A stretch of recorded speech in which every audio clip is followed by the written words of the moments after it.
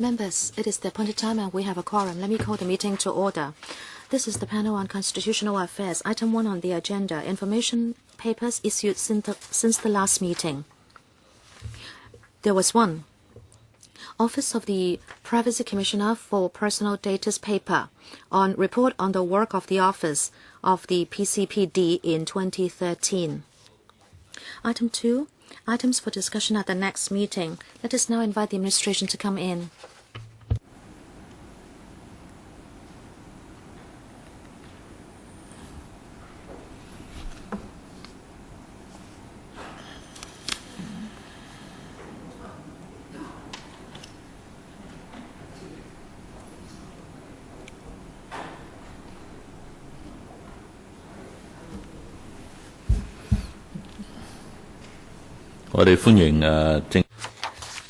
We welcome the Undersecretary for Constitutional and Mainland Affairs, Mr. Lau Kong-wah, Deputy Secretary for Constitutional and Mainland Affairs, Mr. Gordon Leung, Mr. Lee Pek-hong, Chief Electoral Officer, Registration and Electoral Officer, Mr. Eric Chan, Assistant Director, Office for Film, Newspaper and Article Administration.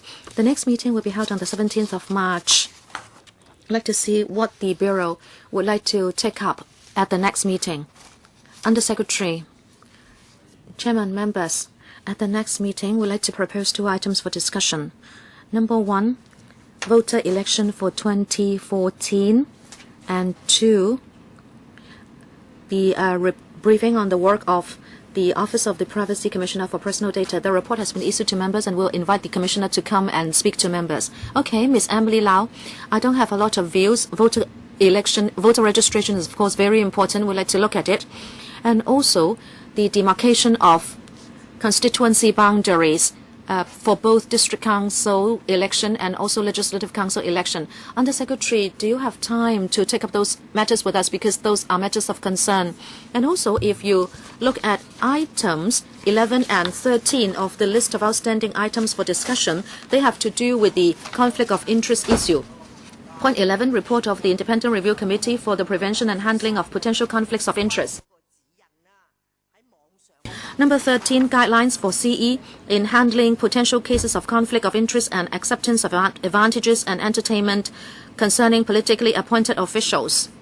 Let us find a date to deal with these 2 items together. Undersecretary, are you ready to discuss those items? Maybe not March, but April. Undersecretary. We can go back and take a look at the situation. That is about item 13. But as for item 11, let me defer to Mr. Lee of the REO. Mr. Lee, the EAC is now working on the constituency boundaries for district councils.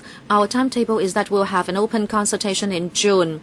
Depending on the progress of work, I will discuss with the Bureau what to do next. In the past, we did come to LegCo to report on initial proposals. It would be about June to July. Okay? What about the Legislative Council constituency boundaries? With regard to 2016 LegCo election, we are still conducting consultation now. So at the stage, we do not have further information to report. But the consultation now does not include boundaries. You are talking about the consultation headed by the CS4A, right? So what about boundaries setting or demarcation? DS, the consultation on 2016 election, you may remember that the consultation document does mention that whether there should be an adjustment to the GCs, that in fact is one of the matters under consultation. According to experience, first of all, we need to know whether we have a different number of GCs and also the number of seats in each GC. And then the EAC will be able to do the boundary demarcation work. Chairman, I mentioned items 11 and 13. I hope the administration will seriously consider these matters and propose a time for discussion of both at the same time. Well, I think there would be such a meeting. It's just that they are not ready now. Under Secretary, please take the view back. When you are ready, please let us know so we can arrange a meeting. Right. If there are no other questions, we'll go to item 3 of the agenda. Revision of certain fees under the policy areas of the CMAB. We have a paper that has been issued to members. That's LegCo paper number CB-2850/13-14/03. A paper from the administration. Under Secretary, can you walk us through the paper, please? Thank you, Chairman. Basically, we go by the user pays principle, and we are proposing to revise 2 types of fees. One, items under the registration of local newspapers ordinance. The other one, fees under the elections corrupt and illegal conduct ordinance, and this is about making copies of candidates' election returns. This is according to present principle that we need to adjust them under the user pays principle. Okay. Any views? Let me note down the names. Sit Ho, Yu Si Wing. Anyone else? 5 minutes each. Ms. Sit Ho. Chairman, with regard to news agencies and newspapers, etc., I have no particular problems because overall they are commercial bodies, and I think the increase is not a lot. But then about making photocopies, I really like to say a lot about that. You did not adjust the fees since 1998, but you are increasing it from 50 cents to $1.10. It's said that this is set across the board. Do you know that if you go to a shop, even a color photocopying will cost you just 30 cents? Is it that you factor in remuneration after contracts and pensions and the salaries of the CE and principal officials? And if you look at the courts, and especially the courts, the papers cannot be taken away and people have no choice but to photocopy the papers. So you need to do something that makes it convenient for the public. And if it is $1.10 across the board, I think you are ripping off the public. Under Secretary, how did you set that amount of money? Basically, Chairman, departments are all charging $1.10 for each photocopy.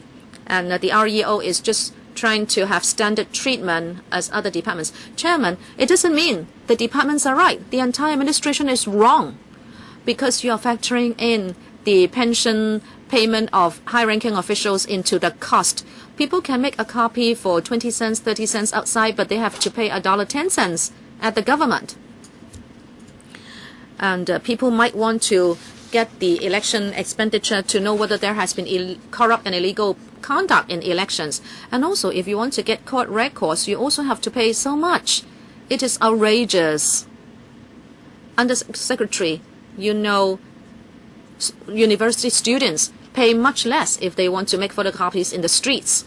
Under Secretary, Ms. Ho, you have indeed pointed out the way the costing is done. You may think that it is expensive, but from the angle of the administration, we want to have standard treatment, and also we go for full cost recovery. It would be difficult to have different fees and charges under different modes of operation. Coming back to this photocopying fee, other departments also calculate the cost using the same elements, so it would be difficult for the REO to adopt another calculation mode. And over these years, I'm talking about the last decade or so, we have not increased the fees.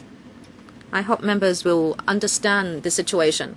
Chairman, Ms. Ho, I know that if I were to argue about fee charging for the entire administration here with the Undersecretary, I would be talking to a wall. But let you take this back and talk about this. I don't know whether you should go to the EXCO for just $1.10. But what you are doing here will enrage all citizens who have to make a photocopy with the government. So do you want to infuriate citizens just for this small amount of money? Please go back and talk about it. I don't want to have an argument with you just because of the fee of $1.10. Okay, the costing. How did you do your costing? Why don't you tell us more? And perhaps you should take this back. to the relevant departments, because intuitively we think it is so expensive because it's much higher than the fee charged by shops. Mr. Yu Si-wing. Well, it was since 1998. I think you should review the policy. Look at the registration fees. They are not high. And you are saying that you want to have full cost recovery. However, it seems, well, the increase is about 10% or so, but then the results are quite different. Some you get back 40% or 80% of the cost. And it seems you're just doing it for doing its sake because you have not done so for over a decade. Perhaps you should conduct a review.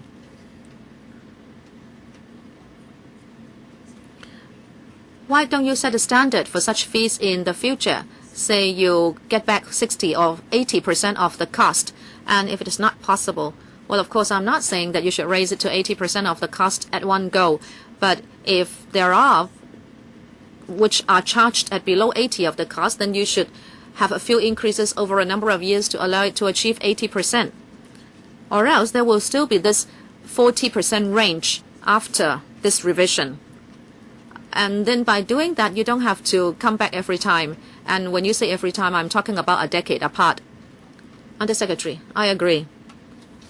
If we can have more uniform treatment and if we have more regular reviews, then the revision will not have to be at this range and it would be easier to accept by all parties. But in the past decade or so, there were fluctuations in our economic situation, and maybe this year is the right time to make a revision. But since members have different views, I'm sure we can consider how we can do it better next time. Maybe we should not do it at one go. Maybe we can do it at separate times, and it will be easier for all parties concerned. Well, yes, the Council actually said in the past that the government should not increase any fees and charges, and therefore there was a time when there was a moratorium. Okay, if there are no other questions, we'll go to the next item. Item 4 on the agenda, the third report of the Hong Kong Special Administrative Region under the International Covenant on Economic, Social and Cultural Rights. Some deputations have registered to come. There are 41 of them, including some individuals. And they are coming here to express their views to us. Shall we now invite them to come in? It is a little earlier than scheduled, but I believe they should be here. We have two papers. The first one provided by the administration, 3/850/13/14/05, and then 05, which was prepared by the Secretariat.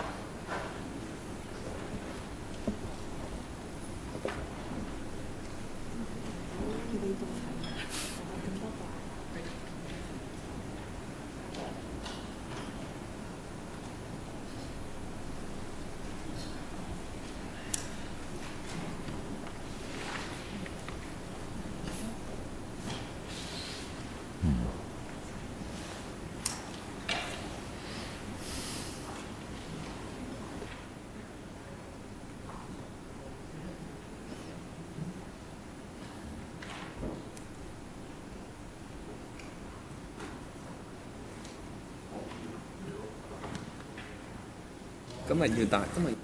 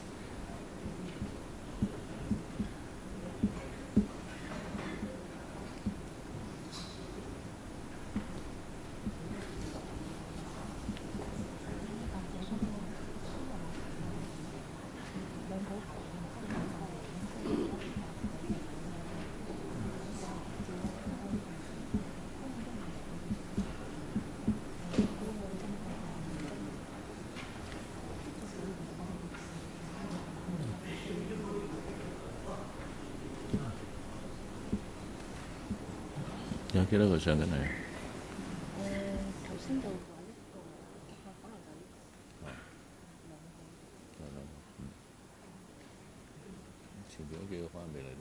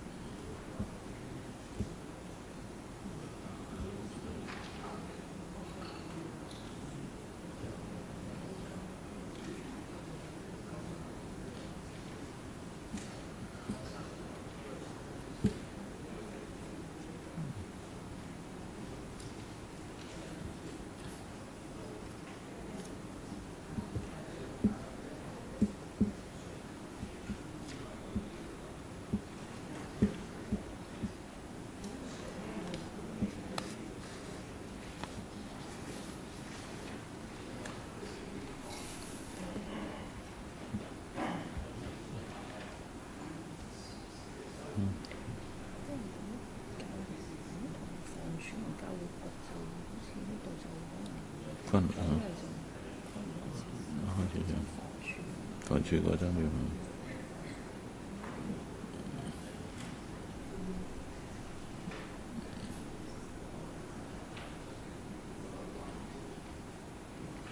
如果睇呢度啲團體就可能同教育局同房署就冇關。好，我哋而家開始啦。 Let's start. Welcome to today's meeting on constitutional affairs. We are going to discuss the third report of the Hong Kong Special Administrative Region under the International Covenant on Economic, Social and Cultural Rights. We would like to thank 41 deputations and representatives, including individuals, for attending today's meeting to express their views. Today's arrangement is that for the first session, it is from now until 4:15. We have 20 deputations and individuals who will speak in turn. The second session will run until 5:30. The second batch of deputations and individuals will attend. I would like to remind you that I will invite all the representatives or individuals to speak one by one. Your speaking time will not exceed 3 minutes. So when the time is up, you will hear an alarm, and please complete your submission right away. If you have not provided any written submissions, we welcome you to do so after the meeting. Please hand them to the Secretariat. I also want to remind all the deputations and individuals, when you speak to the panel, you are not protected by LegCo Powers and Privilege Ordinance. When you speak, please try your best to get close to the mic in front of you so that we can hear you clearly. If you need interpretation, please put on the headset. Channel 0 is the floor channel, Cantonese for channel 1, and English for channel 2. After you have spoken, I will look at the time, and there could be questions coming from our members. Finally, we would invite the administration to provide a concise response. We have with us today from the administration Mr. Lau Kong Wah, Under Secretary for Constitutional and Mainland Affairs, Mr. Chung Toi Ching, Principal Assistant Secretary, Mr. Chow Wing Han, and then we have Mr. Vernon Low, Senior Government Counsel from Department of Justice, and Mr. Michael Yao, Assistant Secretary for Constitutional Mainland Affairs, and also Ms. Christina Wong from the Labour Department. Let's invite Mr. Choi Chi Sum to go first. Thank you. I'm here to communicate with you. I'm not just here to express my position when it comes to sexual discrimination. Different groups can be reasonable and rational in having our communication. We support equality for everyone. We do not support any discrimination, including against homosexuals. We may have special values, and there could be different treatment, and that should not be considered as discrimination. We do respect individual freedom, but we have to respect our ethics. I think freedom of speech and religion is the foundation of freedom of a person. So we not should offer any comments and then be subject to criminal sanction. We need to remove conflicts by accepting one another. We have seen some unfair treatment to homosexuals, but today we do not see such irrational behavior targeting homosexuals. We do some homosexual groups who are criticizing the other groups, but not the other way around. I think the society is quite tolerant of homosexuals. We accept them in general, but it doesn't mean that parents would see it as a topic with no controversy. They still worry about the risk. Many homosexual groups complain that they have been discriminated against. Many people do not support homosexual marriage or behavior.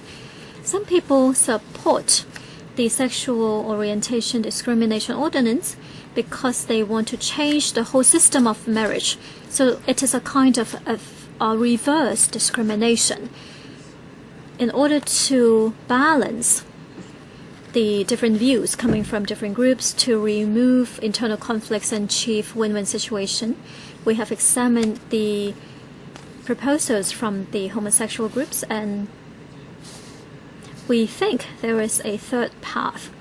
We just need to amend the existing ordinances so as to address their concerns. We do not need to establish a new piece of ordinance. For example, when you look at the handling of a state, we can have a state ordinance. And we can amend the existing laws so that when a person is very sick, he or she can commission a close relative to decide his or her fate. And those who have been dismissed on unfair grounds will have channels to submit their appeals.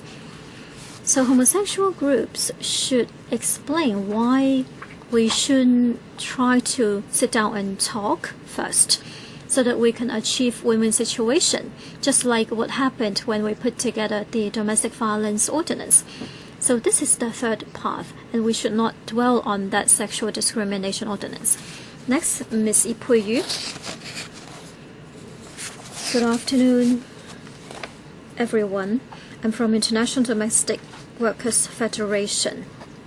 We have members from Asia and the Americas. We have 47 member groups from around the world. We of course also represent the local domestic workers. Between 2009 and 2011, we have been connecting different organizations representing domestic workers to do lobbying. And also at the ILO, we wanted to have Chapter 189 endorsed. In 2011, we have finally endorsed this chapter. It shows that around the world, people recognize the value coming from domestic workers, and we need to protect their rights. This is the international trend. But today we see that Hong Kong is going the other direction. In recent days, the Katika incident, Mariana incident have shaken people from around the world. We describe domestic workers in Hong Kong as modernized slaves. So what has the government done? So that Hong Kong has become a place that allows slavery. We'll very much hope that Hong Kong and Hong Kong SRG will not act as slave drivers. There are these slave masters because if someone is not watched over and is allowed to do whatever he wants, then he will abuse his power, just like Owiana and Katika's employers who abused their mates. As you know, the agencies are charging hefty fees, and they also take away their passports and force them to sign on papers. The ICS, CR and CDAW committees of the United Nations have mentioned that you should take away the 2-week rule, because with this rule, maids can hardly report any abuse and to fight for their rights. In our paper, we have given you the picture in different countries, but because of time constraint, we just put forward our request, and that is you should look at Article 189 of the International Labour Laws, so that domestic helpers have their rights protected, and there must be tallying of the policies between the host country and Hong Kong. And you should also investigate into the agencies there should also be support measures drawn up to help foreign helpers when they want to make a report. You should also take away the 4-week 18-hour rule to protect local workers. Next one, Mr. Robert Gordon, please. Under the new condition of stay, migrant domestic workers in Hong Kong must find new employment and obtain an approved working visa within 2 weeks of the end of their employment contract or leave. The inability to find new employment within 2 weeks leaves many with little choice but to remain in abusive and exploitive conditions or accept jobs with unfavourable work conditions in order to maintain their immigration status. Those who lodge a complaint against their employer are likely to have their contract terminated. This prevents many from raising the issue of abuse, and as doing so would most likely result in loss of employment and income, and they leave with just 2 weeks to find new employment. Without a new job, they will have to apply for an extension of stay at the cost of $160, which does not allow them to work and is typically valid for 1 month or less. To take a case to the Labour Tribunal, it takes on average 2 months. During this time, they will have to renew their visa and pay for their own accommodation, food and other expenses without any income. In this respect, the 2-week rule provides a disincentive for migrant domestic workers to denounce exploitative or abusive practices and pursue criminal charges and compensation. This in turn makes the effective investigation and prosecution of those responsible for human rights violations extremely difficult. Migrant domestic workers are excluded from the minimum wage ordinance because, unlike nationals, they are required by immigration law to reside in their employing household and so fall under a separate, less favourable minimum allowable wage. This exclusion of live-in domestic workers from the scope of the minimum wage ordinance has a disproportionate effect on female migrant workers who make up nearly 100% of domestic workers. Where Hong Kong laws and regulations on labour standards either exclude domestic workers completely or provide a lower level of protection to domestic workers and other workers, the authorities must demonstrate that this distinction does not result in discrimination on basis of sex, national origin, etc. The overwhelming majority of domestic workers are migrant women. In addition, domestic workers generally most often carried out by women.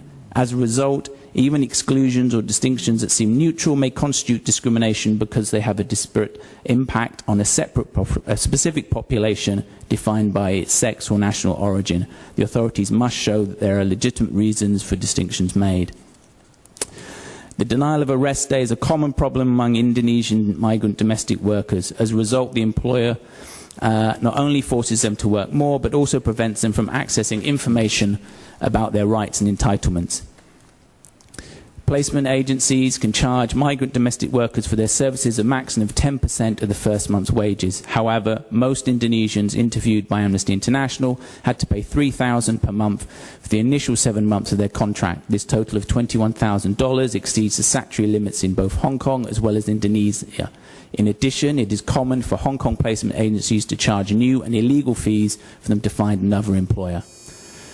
Amnesty International calls on the Hong Kong government to thoroughly regulate and monitor placement agencies and sanction those who operate in violation of the law, repeal and amend the 2-week rule, and amend current legislation forcing migrant domestic workers to live with their employers and excludes them from the minimum wage ordinance.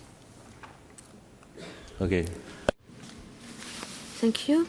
Next one, Ms. Kay McArdle. And committee members, my name is Kay McArdle. I represent Pathfinders. It's a Hong Kong charity which assists pregnant migrant mothers, including foreign domestic workers, and their babies born here. While our laws do afford foreign domestic workers maternity protection, our experience at Pathfinders is that if employed migrant women do become pregnant here, that employment is often terminated unlawfully. And despite being victims of breaches under both our civil and criminal laws, this population then falls so far outside our health and social welfare safety nets that they have to live in the shadows, subject to the worst forms of abuse and neglect. In 2013, Pathfinders helped close to 900 women and babies here in Hong Kong. Around 25% of the women had been unlawfully dismissed because they were pregnant. Of the 320,000 foreign domestic workers in Hong Kong, most are in their peak reproductive years. We should therefore reasonably anticipate that some will become pregnant, either planned or otherwise. Referring now to the Convention, Part 2, Article 2, and the 2-week rule, This short period impedes, even denies, our clients practical access to legal redress for unlawful termination of employment. They also receive no living support during the claims period, further impeding access to justice. We therefore urge this government to review and amend the 2-week rule, its attendant policies and practices. Part 3, Article 6. We urge the government to ensure pregnant foreign domestic workers receive equal treatment both at law and in practice as other pregnant workers in Hong Kong, and to raise awareness and provide training about these rights to all relevant parties. We also urge the government to ensure that this population and their babies are given access to maternal, perinatal, immunisation and other essential healthcare services in our public hospitals and clinics. Part 3, Article 7. There is no guidance, legal or otherwise, as to whether a pregnant foreign domestic worker is required to continue to live in the employer's residence during that maternity leave, and if not, how living out will work practically and financially for all affected parties. The suitability of the accommodation provided by the employer for raising a newborn baby is also not monitored. We recommend that a clause be included in all foreign domestic worker employment contracts specifying their entitlement to protection under our employment, maternity and discrimination laws. We urge the government to clarify how an employed migrant worker's lawful, safe and healthy pregnancy and maternity should be successfully managed. Part 3, Article 12, especially Article 12(2)(a), (c) and (d). Unlawfully terminated pregnant foreign domestic workers in Hong Kong are not entitled to public healthcare services except in an emergency, nor are their babies. They don't receive HIV and AIDS checks or any perinatal care. We urge the government to provide public healthcare, including specifically perinatal medical services, for this most vulnerable population. Next one. Thank you, Mr. Ricky O. Thank you. The ICSCR committee, when or after vetting Hong Kong's report, actually made a lot of observations, but then many of them have not been taken up by the Hong Kong administration, and the situation was allowed to deteriorate. Some of these have to do with housing, elderly poverty, mainland spouses and their families, and then mental illness. First of all, housing. In the policy address this year, there is a lot of coverage on housing, but then the public have no confidence of its implementation. And also, will the average public be those who will benefit? Mr. C.Y. Leung mentioned that there would be Hong Kong property for Hong Kong land, but it seems even if you have that policy, property prices are still so high that we have to pay over $10,000 per square foot. We believe some private land should be changed to the building of HOS. But the administration has not set a target for building HOS. Mr. Franklin Lam, a member of the Lantau Development Advisory Committee, said that not too many people go to Lantau, and it seems you are using the excuse of insufficient housing to develop Lantau, which is the backyard of Hong Kong. We do not have good housing conditions, and yet you are talking about taking away our leisure grounds. And the ICSCR committee has said that there should be a comprehensive pension scheme, especially for housewives, the disabled, carers, and self-employed people. We believe there should be a reserve fund for the aged population, because there will be a lot of public expenditure that will have to be spent since the population is aging. But then you are not improving the CSSA scheme. You are not making forward planning for the aging of the population.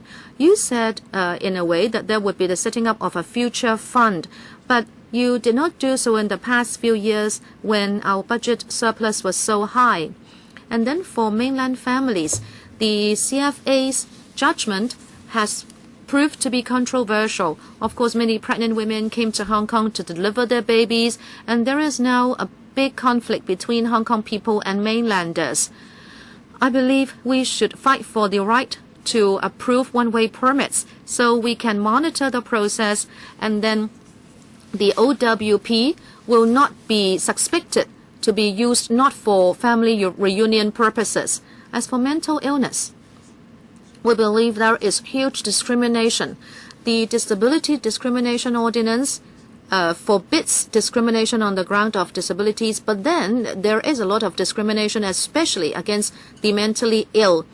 We believe different departments and disciplines should work to care for the mentally handicapped or ill. But now the service is scattered around the place, and since there is no comprehensive service, tragedies have occurred.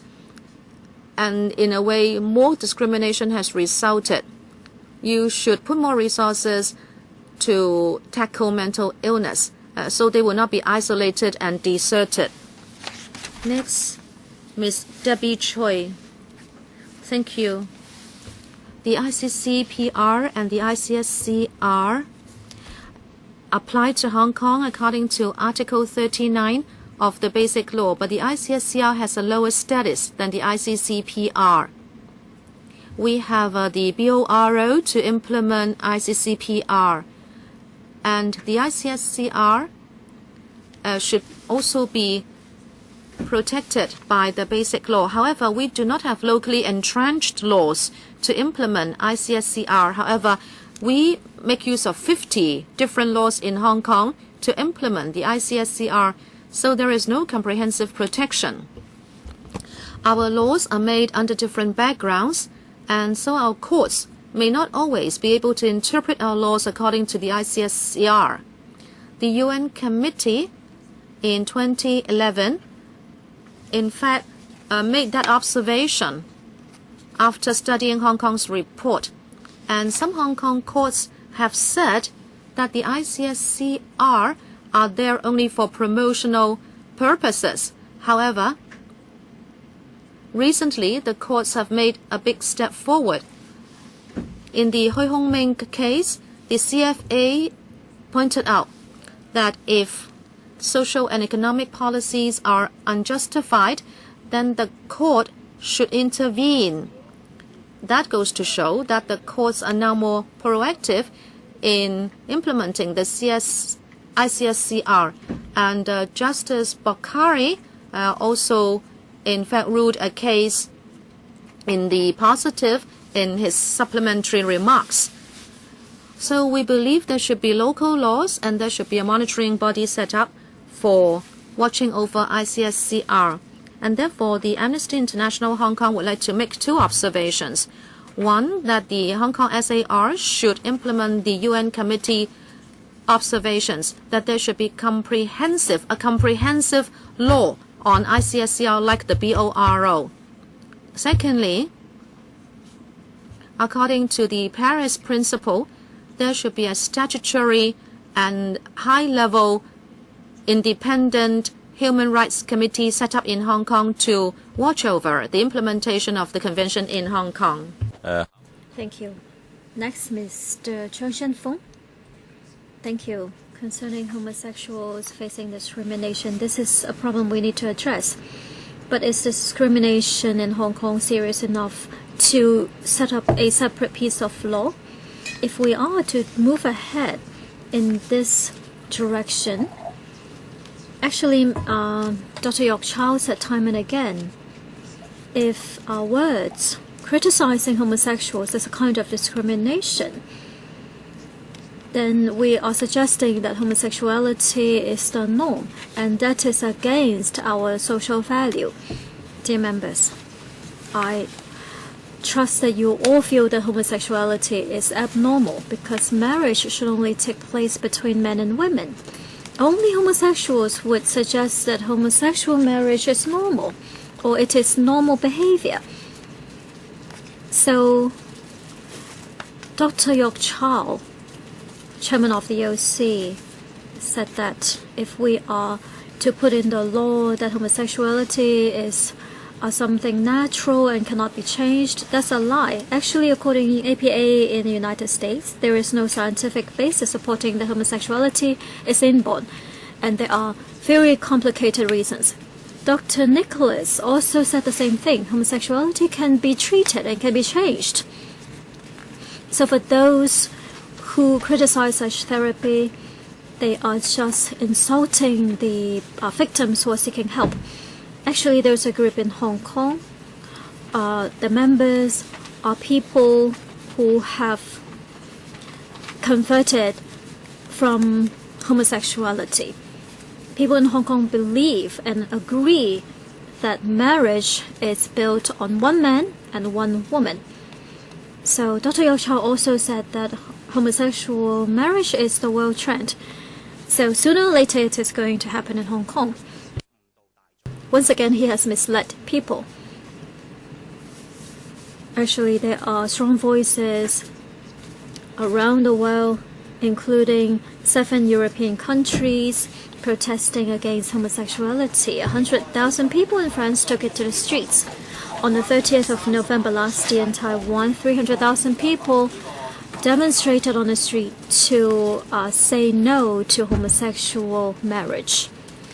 Sweden also did a move along the same line.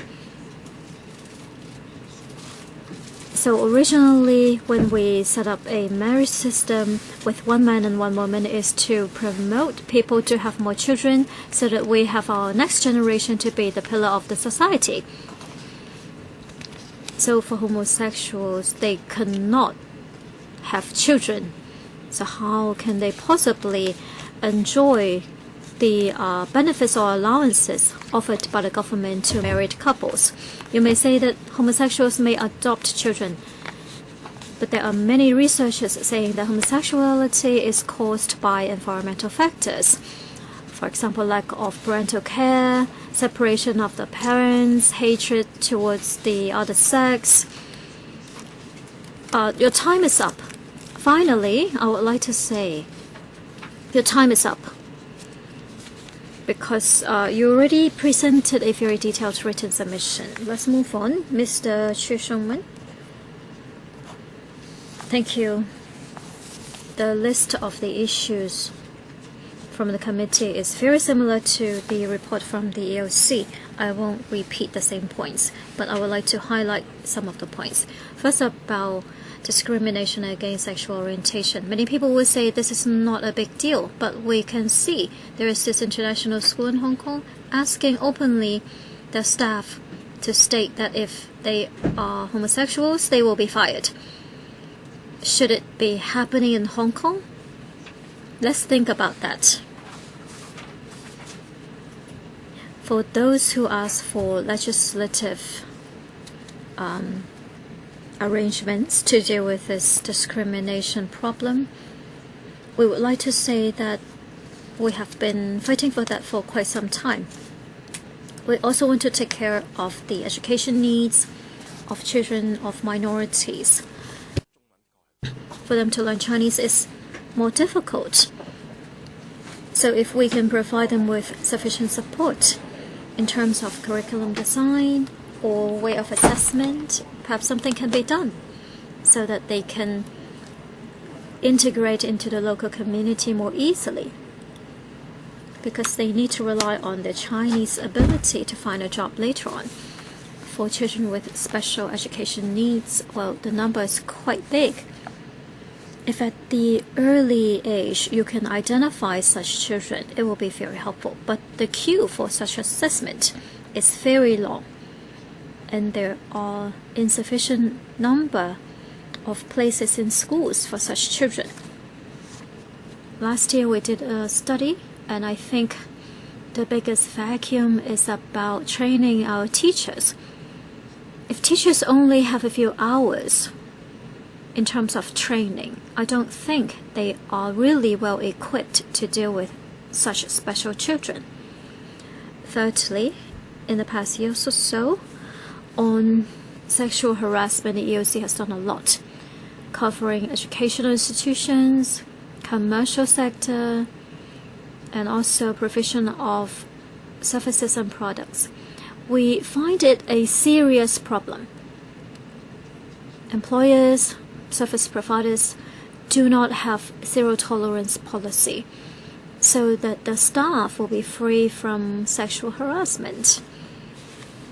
We understand that the government may have some amendments in the law surrounding this topic. We hope that it will be done ASAP, so that service providers such as young girls promoting beer and also flight attendants will be well protected. We are going to launch a report this Thursday as well. Thank you. Next, Mr. Roger Wong. Hello everyone, I'm here today because I would like to say no to legislating for discrimination against sexual orientation, and I do so under the ICCPR. I would like to highlight a few points. Such an ordinance is against human rights. I want to state it again. Sexual orientation ordinance contradicts freedom of thought and education. I just want to highlight 2 points. Freedom of speech. According to the proposal, if someone has been harassed because of his or her sexual orientation, it is a kind of harassment based on sexual orientation. If you say anything to express that you don't like homosexuals, that will become illegal. I have asked the chairman of the EOC, in any public space, no one should offer any comments to embarrass or upset a homosexual person. If you have a slogan on you saying that homosexual is unethical, or if the teacher tells the students in a classroom homosexuality is a bad thing, they will fall under the control or restriction of the new ordinance. But every person has the freedom to express himself. So we can say we agree with something or disagree with the values of homosexuality. So such an ordinance is a clear violation of such freedom because it prohibits any person from expressing his or her view against homosexuality. People will say freedom of speech is not an excuse for discrimination, but ask yourself, according to the value of a school, should we allow a teacher to explain certain things to the children? If a member of the citizen expresses his views on the street, should that be prohibited? What kind of society would suppress such expression of freedom? I hope that our society is not becoming an extremist society. After legislating, schools can no longer say that homosexuality is a bad thing. But according to ICCPR, we have to respect our parents and ensure that all children have equal opportunity to education. Once we legislate, however, schools will no longer be able to teach the students about homosexuality. Recently, the ICS has been asked to do something about the ethical lesson offered by the teachers. That is also a kind of damage on freedom of speech, and it is against the ICCPR. Thank you. Ms. Aletta Miller. My name is Alita Miller. I'm the Executive Director of the Hong Kong Refugee Advice Centre. The government's report does not paint an accurate picture of the lack of protection provided to protection claimants. The package the government provides to this community is wholly inadequate. The committee has asked for more information about claimants' access to the labour market and their enjoyment of the right to an adequate standard of living, particularly housing. The government has an obligation to respond to this list of issues before and during its review in May. Allow me to paint a clearer picture of the current situation. Existing policies are pushing protection claimants well below the poverty line, forcing them into the margins of society and taking a toll on the mental and physical health of people who have already experienced a great deal of hardship and trauma. We see people who are forced to survive on meagre bags of sometimes rotting food, equivalent to $40 a day, for lack of having the simple option to purchase the food that they need themselves, where and when they need it. The government insists on giving food in kind instead of vouchers or cash. It's undignified. Protection claimants are extremely dissatisfied with the system, It has high overhead costs and it's plagued with problems of quality control. We see people, including families with children, who live in housing not fit for human habitation. More and more we see delays in newly arrived protection claimants being unable to access humanitarian assistance and being left to sleep on the streets in the meantime.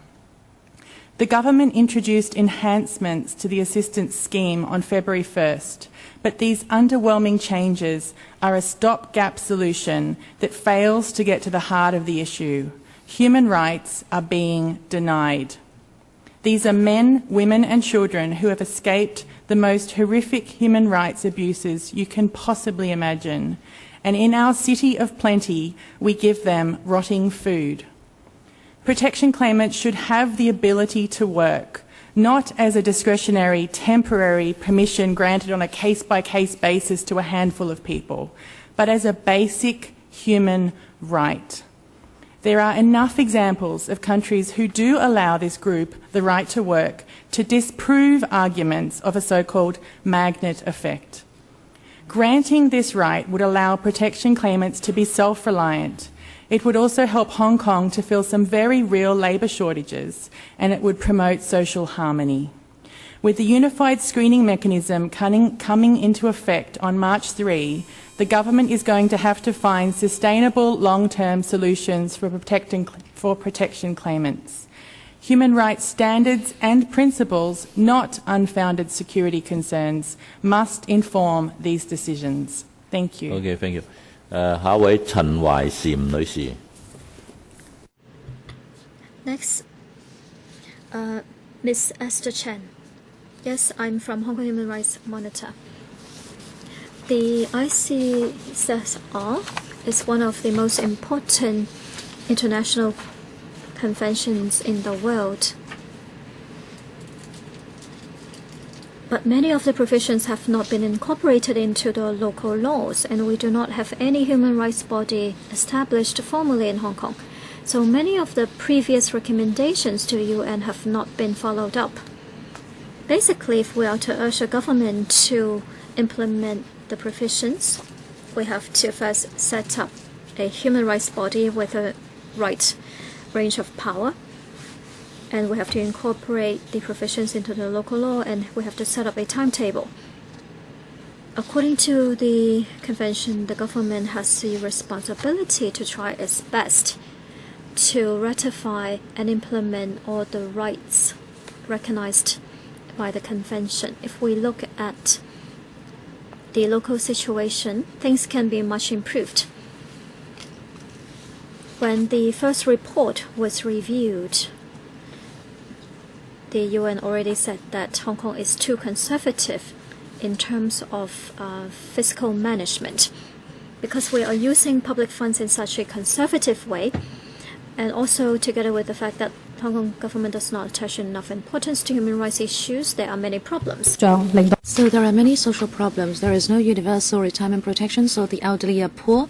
There is no social support, so there are the institutionalization of elderly, and also there is no inclusive or integrated education because you're dragging your feet in promoting Chinese as a second language, and therefore you are creating poverty because the ethnic minorities cannot have education opportunities. As for Article 2 of the Convention, that the administration has the right to protect people's right. I think that has been neglected. We have talked about refugees, mainland families, and also other people seeking help in Hong Kong, and a lot of criticism has been lashed out at the SARG, but then it has not tackled it.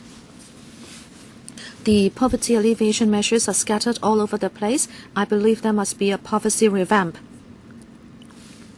The civic society and the legislature have actually asked for many years to have universal retirement protection, and also medical services should not be delivered most by the private sector, and education should not be made into a commercial product, etc., so that the recommendations of the ICSCR committee can be implemented in Hong Kong. you also need to review the tax system and also our financial principles. Next, Ms. Annie Lee. The Hong Kong Unison has always been concerned by education for the minorities. Articles 13 and 14 of the ICSCR list the educational rights. But in Hong Kong, when the ethnic minorities learn Chinese, I think they are not given equal opportunities. In the policy address, the CE has announced a teaching of Chinese as a second language framework that will be implemented in September. But now, we do not have any details yet from the Education Bureau. Say, is this a policy? Is there an objective? Is there an implementational timetable? Would there be monitoring of the policy? And also, what about funding? The Hong Kong Unison will strive to have the ICSCR committee mention this in their conclusions, and that is how minorities in Hong Kong are learning Chinese. Also in October last year, the Rights of Children Committee also said in the concluding observations that the administration should not have the policy of designated schools. However, we still have to fight for that to be done with the United Nations. And then the Race Discrimination Ordinance. Compared to the other 3 discrimination laws, there is no clause stipulating that when the administration exercises its duties and powers, there should not be any discrimination against immigrants. Is it that you are discriminating against the ethnic minorities, so the Race Discrimination Ordinance is particularly weak? Also, there is no statutory duty in that ordinance to require the administration to assess its policies to see whether there is discrimination. There are guidelines, all right, but it doesn't have any statutory status. And it does not apply to all government departments. And the CMA Bureau, which is responsible for applying the guidelines, would only look at each case and make recommendations to departments. That's all you do. And I hope the EOC, Equal Opportunities Commission, would do more positive advocacy work. I'm very happy that the EOC is represented today. I hope in the future the EOC would do more work on policy advocacy. Now, of course, the ICRA and ICCPR are written into the basic law that there should be local laws to entrench them. However, since we don't have any laws on ICRA, so human rights education in Hong Kong is lacking. Secondary and primary school students do not learn about such international conventions in schools. Thank you. Mr. Billy Lam. The lack of legal protection against discrimination on the basis of sexual orientation and indeed gender identity has been a source of many undue hardship and injustice against Hong Kong's gay, lesbian, bisexual, and transgender community individuals. Failing to provide an equal playing field devalues Hong Kong's reputation as as Asia's world city and as the world's freest economy, particularly when the global business community, including that of Hong Kong's, is increasingly seeing that the lack of LGBT-friendly policies is simply bad for business. As early as 2001, the Committee on the ESCR has been calling on the Hong Kong government to prohibit sexual orientation discrimination. Unfortunately, successive governments have avoided such legislation by maintaining that the public education and administrative means were the best ways of addressing discrimination. However, even this fair assertion does not hold any water. Numerous studies have found that discrimination was still rampant in schools, in workplaces, and in everyday life in Hong Kong. One study about Hong Kong's employment discrimination based on sexual orientation found that around 1/3 of LGBT respondents had experienced discrimination or harassment in their workplaces. And there was a significant association between such experiences and internalized homophobia, which in turn was related to such forms of distress as depression, anxiety, and suicidal ideation. Just last week, the Financial Times reported that a first study of LGBT employees in 2011 detailed the consequences for those who concealed their sexuality at work, pointing out that they were 40% less likely to trust their employer and 73% more likely to leave their company within 3 years than staff who were out. Last October, key players of the banking and financial industry came together to Asia's first Out on the Street Summit, during which saw the iconic HSBC building lit up in rainbow colors to discuss and to stress the importance of providing equal working environments so that employees can offer their full energies at work without having to worry about job security because of their sexual orientation or gender identity. Protecting the rights of sexual and gender minorities should not be led by economic incentives, but by the value of justice, equality, and human rights. Yet no cities can thrive economically or otherwise without respecting and honoring basic human rights. 最後我想引用政務司司長林鄭月娥女士嘅說話。The CS4A, Mrs. Carrie Lam, said that the opportunity is now ripe to think about a law to protect homosexuals, and if 60% of the people are supporting it and the business community is also sympathetic towards the issue, when will the administration really take care of this vision? Thank you. Ms. Ili Wong, the Hong Kong Committee on Children's Rights, would like to point out that all committees at the UN speak with one voice, that there should be an independent human rights committee in Hong Kong. But the administration has always avoided the idea, saying that we already have the Privacy Commissioner or the EOC. And for parts relating to children, they say we have the Family Council and also the Children's Rights Forum. But we have heard today that the Privacy Commissioner, in fact, cannot do many things in many areas. And the Family Council has also said that children's rights are not included under the jurisdiction. And children themselves have said to the administration many times that actually the Children's Rights Forum is not the same as the Children's Council. So when are you going to listen to this? Given this political atmosphere, it's difficult to have unanimous support of a motion. But even if it is not legally binding, there has been unanimous support for such a motion twice here at the Legislative Council. Last time it was in June 2007, and in this current term government, it was on Children's Day. It is our view that the administration needs to come clean in front of the 1.1 million children in Hong Kong. I hope your response would be more positive. Article 10 of the Convention talks about protection for children and families. I'd like the legislators to ask these following questions of the administration. Why do we still not have the prevention of corporal punishment on children? Why do we not have laws to prevent the children being left alone at home? And also, why is it that our criminal age is 10 years old, which is not the international standard? When this was raised from 7 years to 10 years a few years ago, the administration promised the legislature that this would be reviewed, but 10 years have passed. However, the age for criminal liability still remains at 10 years old. And Hong Kong has a high divorce rate.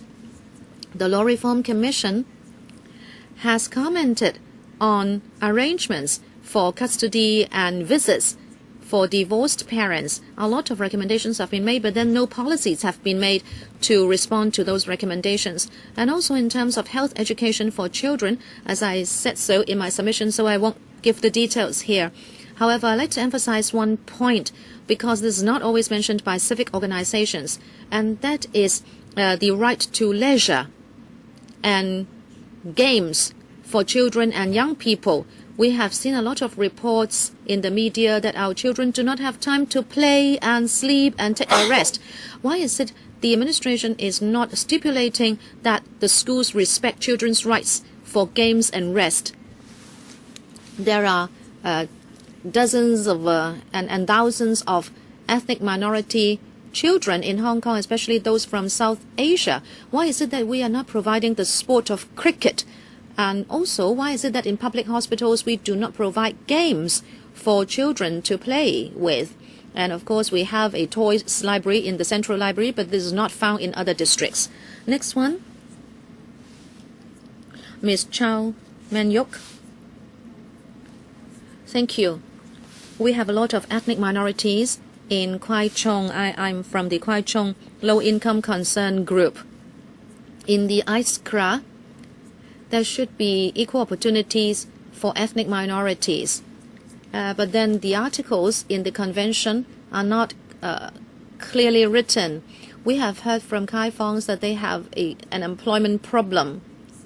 There is discrimination.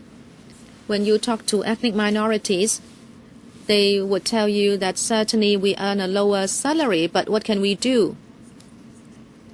When ethnic minorities think that they themselves should be discriminated, I believe the administration should do something to draw policies to stamp out race discrimination. I'd like to ask the administration, how many of them work in the government? I think they really belong to a very small minority.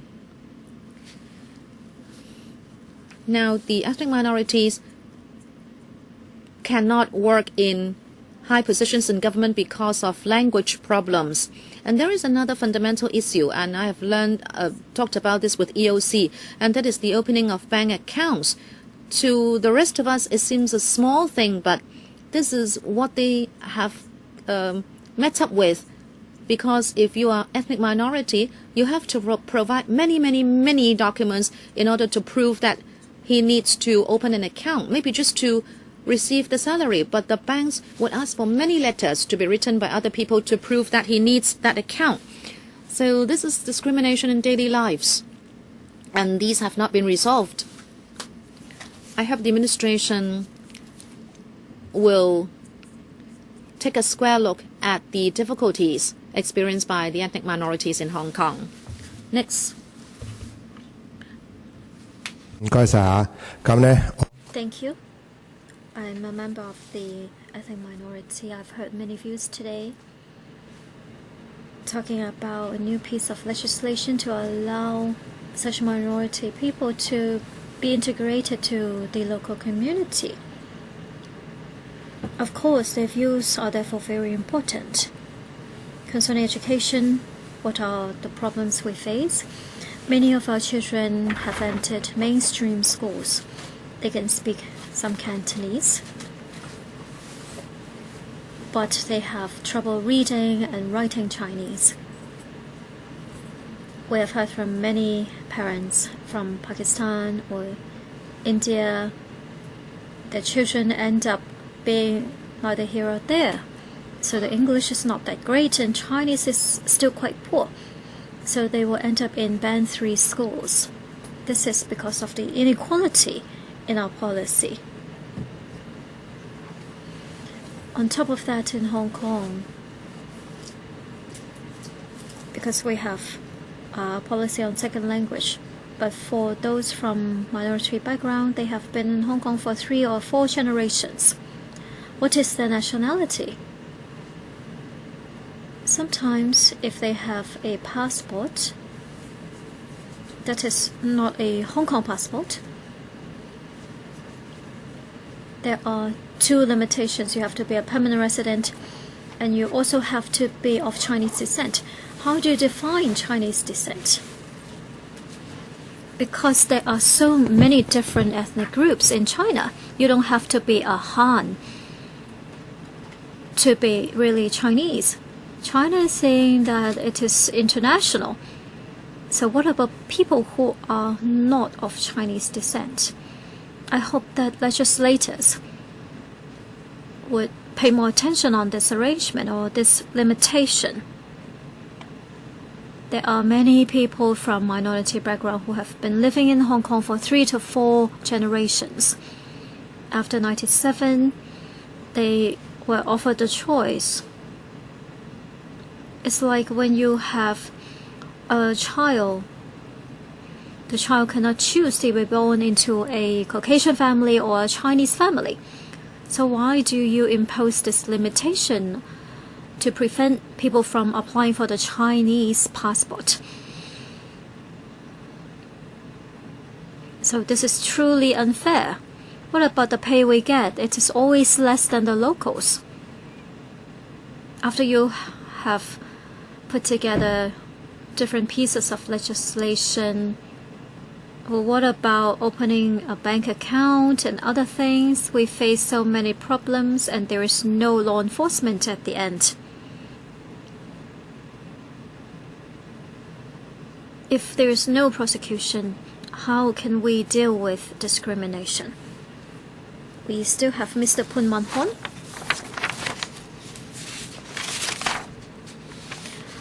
The Hong Kong Confederation for Trade Unions feel that we are not really living up to the requirements of the convention. 7A(II) mentions that minimum wage must be enough to ensure the person and his family members' basic living standard. Today we're talking about $30 in Hong Kong, so that is less than 7,000 a month. It is truly insufficient to sustain a basic living standard. So we urge the government to review the minimum wage once a year, and it should be sufficient to support basic living because we have serious inflation. We have increased the minimum wage level from $28 to $30, but during the same period, inflation has gone way beyond that level. Secondly, 7D mentions working hours reasonable arrangement. Well, we don't have standard working hours, and therefore this is not done in Hong Kong. For those who work more than 48 hours a week, it's about 50% of the total labor force, and which is way beyond the international average. Only 22% of people from other places work for such long hours every week. What about our days off? Only 7 days, one of the lowest in the world as well. So another provision, the freedom of association and to go on strike. Right now, you're suggesting that you can prosecute people who discriminate against those who join trade unions. But the condition is that they have to be dismissed. What about those who have not been fired, but the employer simply make it extremely difficult for them to work in the office or the working environment?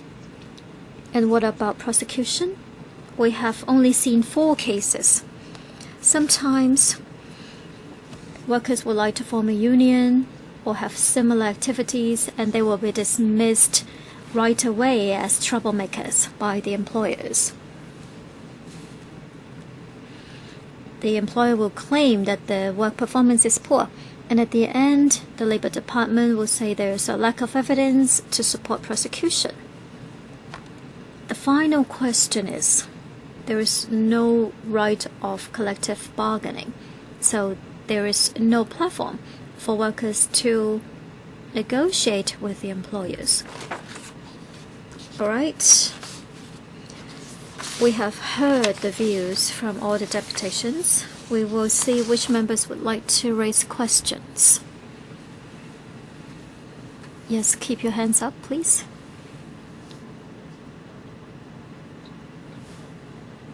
Emily Lau, Regina Ip, Albert Ho, Li Chat Yan, Chen Chi-shun, Sid Ho, KK Fong. KK Fong? Yes? Sid Ho? And 2 more? Leung Kwo Hong?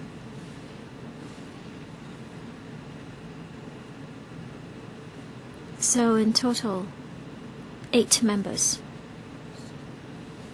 We still need to give some time to the administration. How about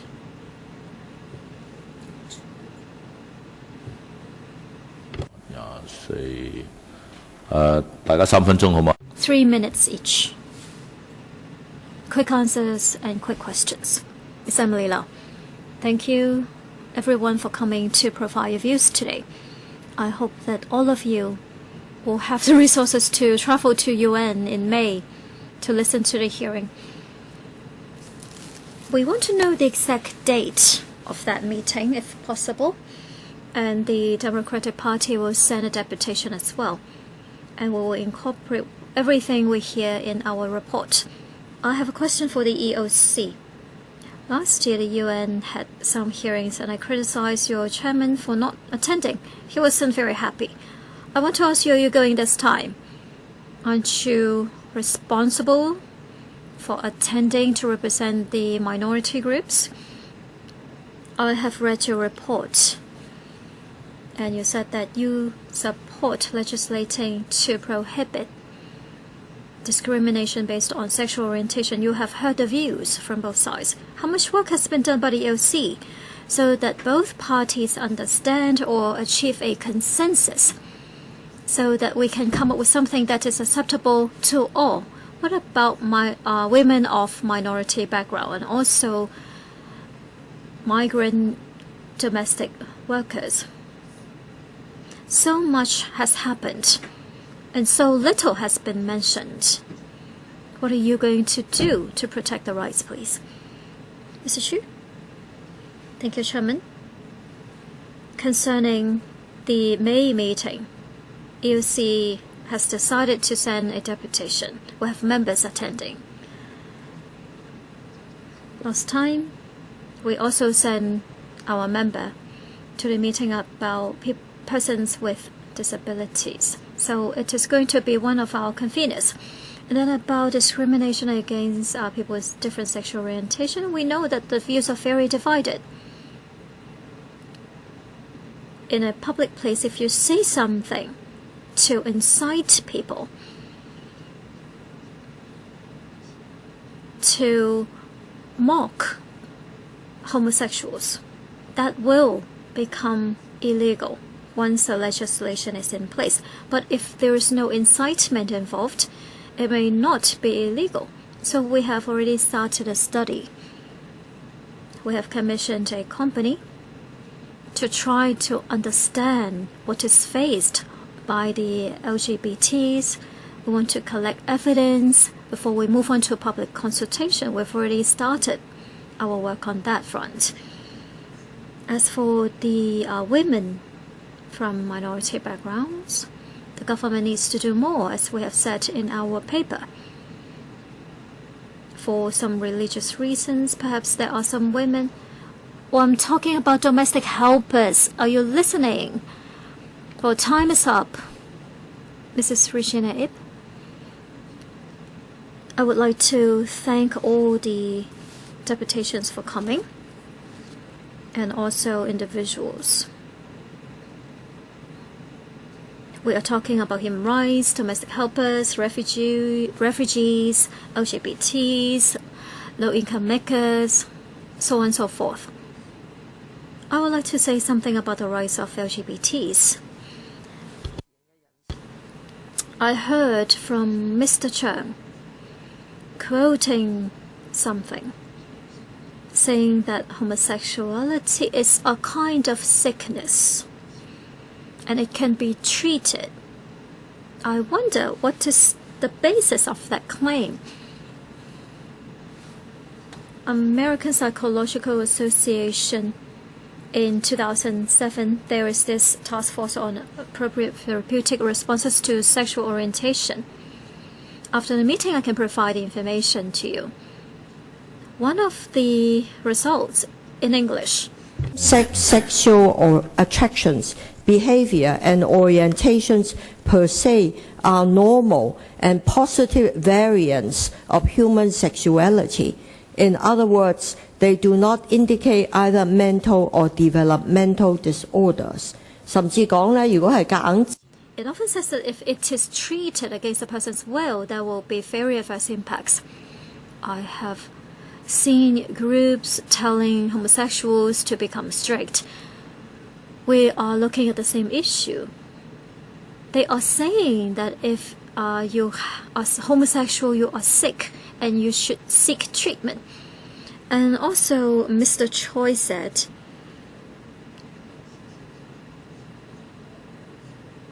for those who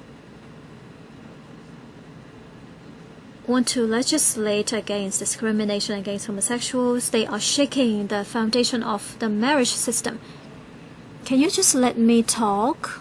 Others, please be quiet. I never interrupt you, so can you just let me talk?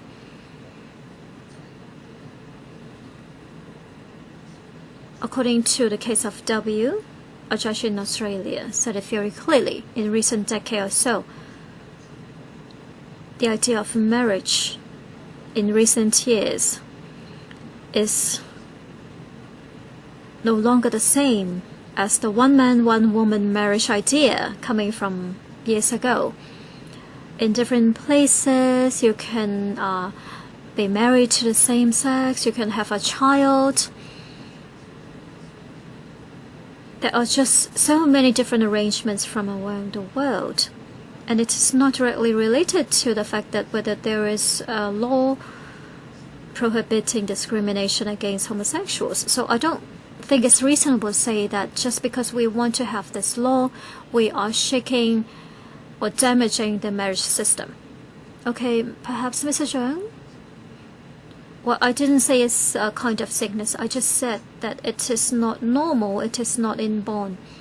And this theory also comes from the APA, American Psychological Association. In 2008, they said that there is no scientific basis that homosexuality is inborn. I never said it is a disease or sickness. It doesn't mean that the behavior is problem-free. Perhaps some men like to go to prostitutes. It's not a sickness, but it doesn't mean it's okay. Then why do they need treatment? If you're not sick, why do you need to be treated? Attraction. Because same-sex attraction behavior per se. And positive variants of human sexuality. 甚至科學家話動物 Scientists will say that it also happens to animals. Whether it means that humans should have the same thing. Sea turtles will have their eggs on the beach and then leave them. Should we have our babies at the beach and leave them as well? Homosexuality can be treated. The APA former chairman, Dr. Nicholas, also said that homosexual behavior can be changed through treatment. This is coming from the former chairman of APA. Your discussion is very interesting. You seem to be interpreting the same document differently. No, I am talking about the problems resulting from discrimination. I'm not talking about treatment for homosexuality. Maybe we can carry on the discussion some other day. Next, Mr. Albert Ho. Thank you, Chairman. As you can see, sexual discrimination will lead to very confrontational views, and these cannot be easily resolved. Even lengthy debates will not help to resolve the differences. Later on, if there will be the making of a sexual discrimination law, then we have to pay attention to what two deputations said just a moment ago. And that is, you have the right to express your views and also the right to practice your own religion. Now, I think this is important. But I believe we should also look into what diction is used on what occasion towards what people, because we don't see an incitement. And many advanced countries have had this kind of discussion for many years, and they have drawn a line between what can be said and what cannot be said. Okay, so that is a short remark. I hope we can do more research into this. Secondly, Mr. Rasha talked about nationality. I really like to put this question to the Undersecretary because I want to give you time to answer this question.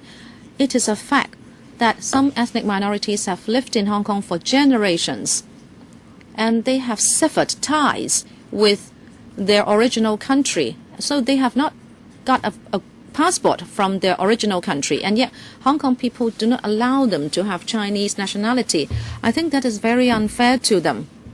Why have you not resolved the problem? We are not acting like an advanced city. We should not just look at race when we talk about naturalization. Undersecretary, can you give the promise to do away with this lack of nationality issue? If people can prove that they view Hong Kong as their home, that they should be given Chinese nationality. Undersecretary, we'll go back and take a look. Right, we do not have any people from the Immigration Department today. I still have some time. I hope the children's rights representative can say something, because we are working on a bill on abduction of children. At the Bills Committee, we are asking whether we should criminalize abduction.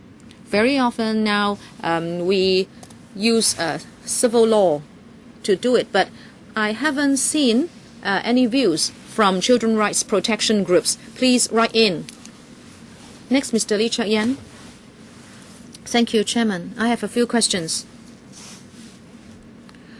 As the CTU representative said, nothing has been mentioned about standard working hours. If you talk about not complying with the international convention, I think the biggest issue is there is no protection of standard working hours. This is shameful. Very few places in the world are like us. When we go to a hearing, I'm sure this will be something we want to mention. We are going to make this accusation. But it seems the administration has not come to a stance on this. Now, of course, you talk about useless things, about having a committee on standard working hours, etc., but I can't see any determination on your part. Number 2, protection for foreign domestic helpers. One of the reasons why foreign domestic helpers are not willing to make a complaint, it is because they will lose the job and they will need to leave Hong Kong. That is why there is this 2-week rule, as mentioned. And also, they do not have any protection. You have asylum protection for political refugees, but foreign domestic helpers are not going to be able to live anywhere if they are turned away by their employers, even if they have been abused. As long as they make a complaint, they will even lose their accommodation, and there is no protection. Number 3, age discrimination. You still refuse to legislate against age discrimination of employees, but we already have the proposal for a population policy. So what do you want to say? Undersecretary, would you like to take all the points together at one go? I think the LW Bureau can take up the second question. Ms. Wong? Yes, please speak. From the LW, Labor and Welfare Bureau, Mr. Chow.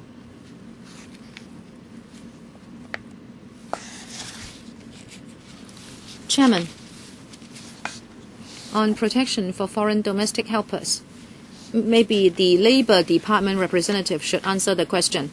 Did you hear the question? Now can you respond? I like to say that foreign domestic helpers working in Hong Kong enjoy the same protection as local workers under the Employment Ordinance. It is very seldom in the world that foreign workers enjoy the same protection as local workers. Also, under the EO, we have the standard employment contract. which provides for free meals and free accommodation and also passage to the original country. In fact, the administration is very concerned about the rights of foreign domestic helpers. We have been doing a lot of publicity and education to increase their understanding of their rights under the employment ordinance, so they know where to get help. Talking about sexual orientation and discrimination, the administration also says views are diverse. So it is right, it is correct, as is evidenced by this hearing. So it's very difficult for the EOC to do the job because sometimes people move the goalpost. For example, is there a question or problem of discrimination on the grounds of sexual orientation? If yes, how serious is it? That can go on for years. Now, you don't have to answer me today. If you think the discrimination is not serious, then you go back and think what you mean by serious. And the administration dares not say that in Hong Kong the situation is not serious. What I'd like to talk about now is the international school that required its staff to sign a declaration that no staff should have different sexual orientation or be homosexuals, or else there will be penalties or dismissal. The Society of Truth and Light sounds like more open-minded today. It says, let us deal with the problems. If it is a labor problem, then we can legislate against unfair dismissal. But then, we have to wait for dismissal to take place before we can kick in the law. However, if you are not recruited, you are not promoted, and if you are given unfair treatment in the workplace because of your sexual orientation, then it's very difficult to legislate against everything. So we need to have a comprehensive anti-discrimination law. And my view for the administration is, well, of course, you will tell us that there is now the code of practice to tackle sexual orientation discrimination at work. But then it is only for reference. Even if somebody promises to follow it, but he doesn't, there is nothing you can do about it. And even the Education Bureau will just advise schools to follow the code of practice. And my question will be, what if schools don't follow the code of practice? That is why we say there is a need to make legislation. We have the cases here. Whether it is serious, well, the debate can go on for another 3 days. But what we have now is not good enough to tackle the situation. If there is time, I hope the Bureau can further explain the code of practice. Some people say it's a toothless tiger, that it is only cosmetic, and its effectiveness is doubted. Now that there is this actual case, what are you going to do about it? All right. Next, Ms. Sito.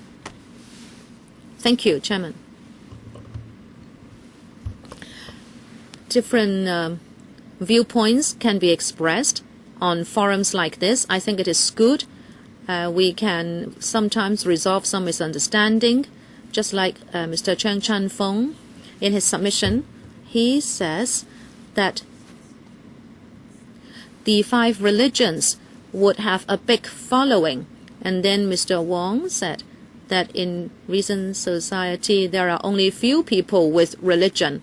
Therefore, even if they both object, they do so on different grounds. So what is important is that we lay bare the facts and then we make a judgment. However, I'd like you to identify with one point, and that is religion and politics are separate.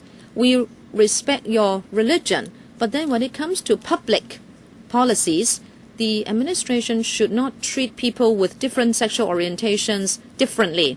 So I welcome Mr. Wang Wai-ming's submission, saying that he would concern himself with the freedom to express views and also to act according to one's conscience.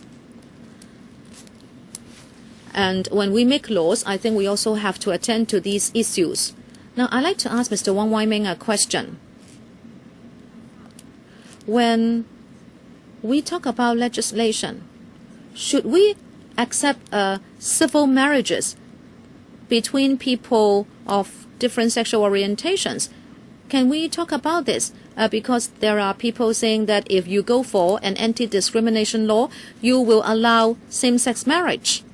Let us take the second step first. Why don't we just accept civil marriages between homosexuals? And then the administration has to make a public policy to allow equality for everybody in front of the law. So even if you have different behavior, different sexual orientation, we still allow them to get married.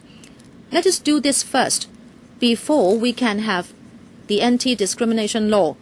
When we have civil marriages, then Mr. Choi's proposal to make minor adjustments to labor laws, etc., can be done. So, Mr. Wong, what do you think? Because in your submission, you really talk about the freedom to express one's views, etc. However, as a public policy, do you object to it? Mr. Wong Wai Ming, a short answer, please. In my submission, I was tackling SODO. Ms. Ho, your question is on same-sex marriage or civil marriages. Our view is like this. We believe, now we don't know the exact terms for civil marriages. It has nothing to do with freedom of speech or expression. Right, I know that. I'm coming to it. We don't know about welfare or benefits for partners in civil marriages. If there aren't these, then you are, in a way, encouraging same-sex partnership. Well, it's all right for you to encourage it if it is done individually. However, if this becomes public policy, say if there is a tax concession for it, then in a way you are compelling the entire society to identify or agree with this. Maybe now you don't call it marriage, you call it a civil partnership, etc. But we object to it. Mr. KK Fong, two kinds of questions. One for Mr. Chu, EOC. 2 years ago, I was a member of the EOC, and then there was this discussion that the EOC should send people to attend international conferences to talk about inequalities in Hong Kong. And at that time, it was decided that you should not speak from the angle of the administration, but from the angle of equal opportunities. And we will reflect the truth to the international organizations. Have you changed in your position? Are you going to prepare a report which should be different from the government's report?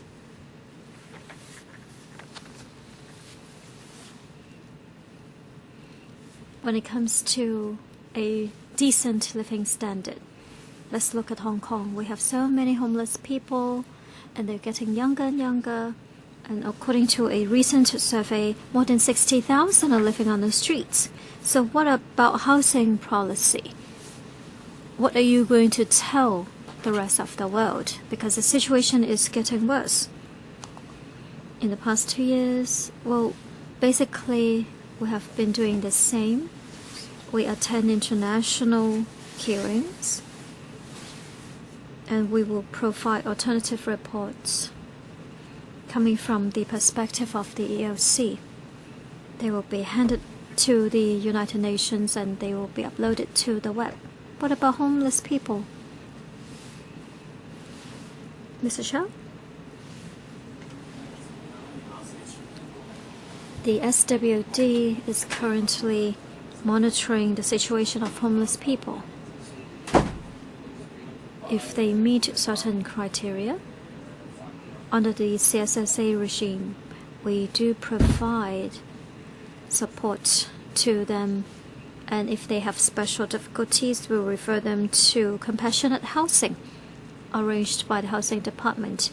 We also have rental subsidies to such people so as to satisfy the housing needs. Social workers in various districts will also follow up on the cases. You're not answering my question. The current number of homeless people is increasing and they're getting younger. If you use GDP per capita level to examine the current situation, we may be making more money, but more people are ending up on the street. How do we enhance the basic standard of living for everyone? I'm not talking about social workers.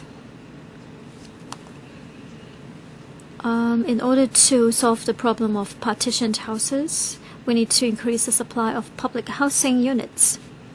I hope that members should understand that in the policy address this year, the government has decided to set a 10-year target. The total supply of housing will reach 470,000. Public housing will take up 60%, and among them,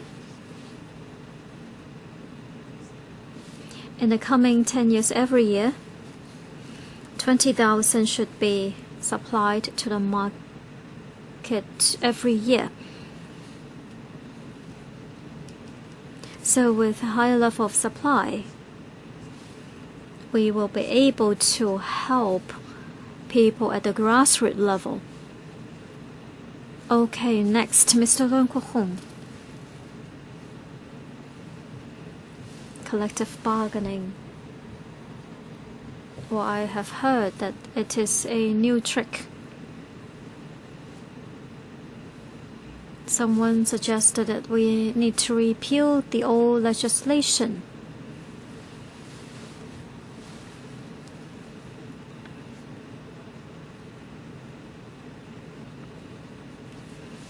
I believe this is something contained in the convention. What about working hours? Well, Sierra Leone only has 3 tricks. A pilot scheme for 3 years, another 3 years, that's the end. This year's the 2nd year, and according to his election platform, he said that he will have the objective set around the statutory working hours.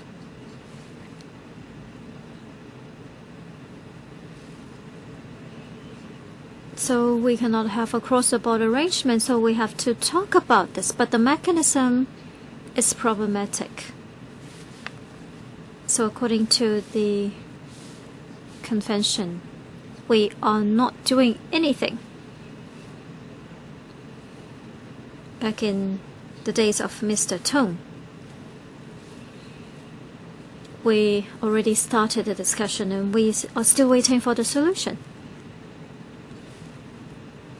I also want to ask those people who talk about reversed discrimination. Homosexuals in Hong Kong coming out. The level is actually much lower than other countries where there is legal protection offered to homosexuals. Don't you see that? That is the result.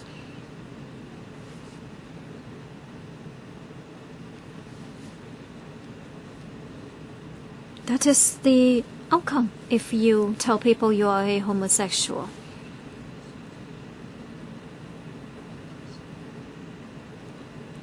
In Hong Kong, as a homosexual, you would be afraid to come out. That is a social phenomenon. Because of bias, they cannot protect their rights. So let's not talk about anything abstract.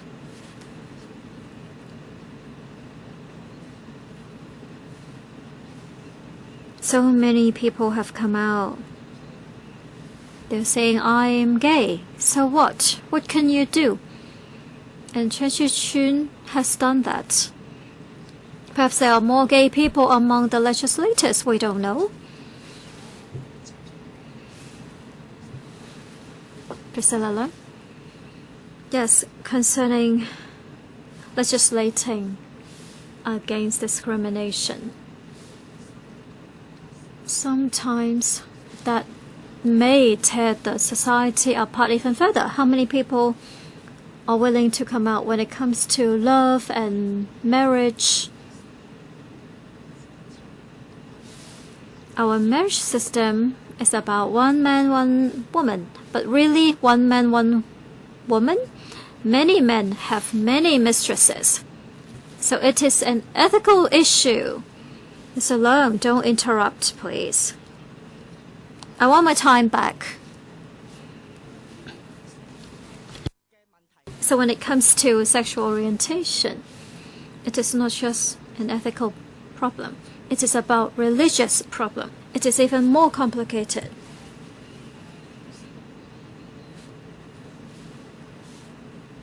And there are divided views on one single piece of article. What about ICCPR 18/4? It says that we must protect the parents or guardians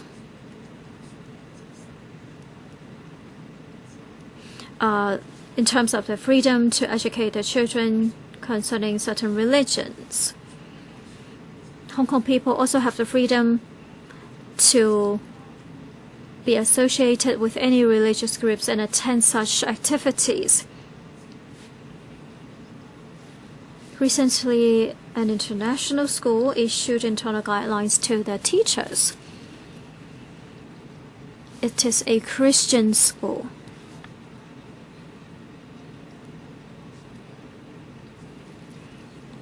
So that is the background of the school. If you don't agree with it, if you don't agree with their value, you can choose a different school.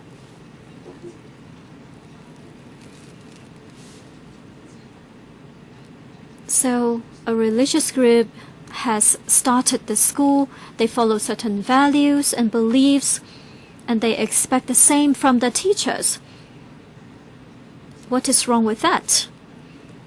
We all enjoy freedom of expression. Mr. Leung Kwok-hong can disagree with me, but I still have the freedom to express myself. But once we legislate, so many things will become illegal. There will be white terror. People will be even more afraid. How many people have come out? There are many people in the entertainment business. They are afraid to tell people what religious background they may have. They are afraid to tell people that they are gay.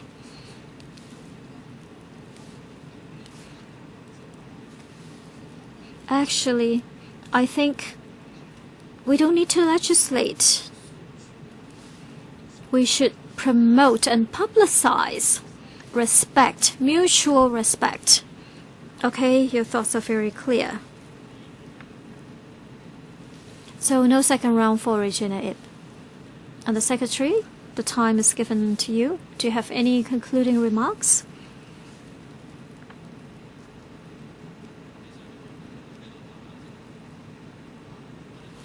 Perhaps for the next session? No? No.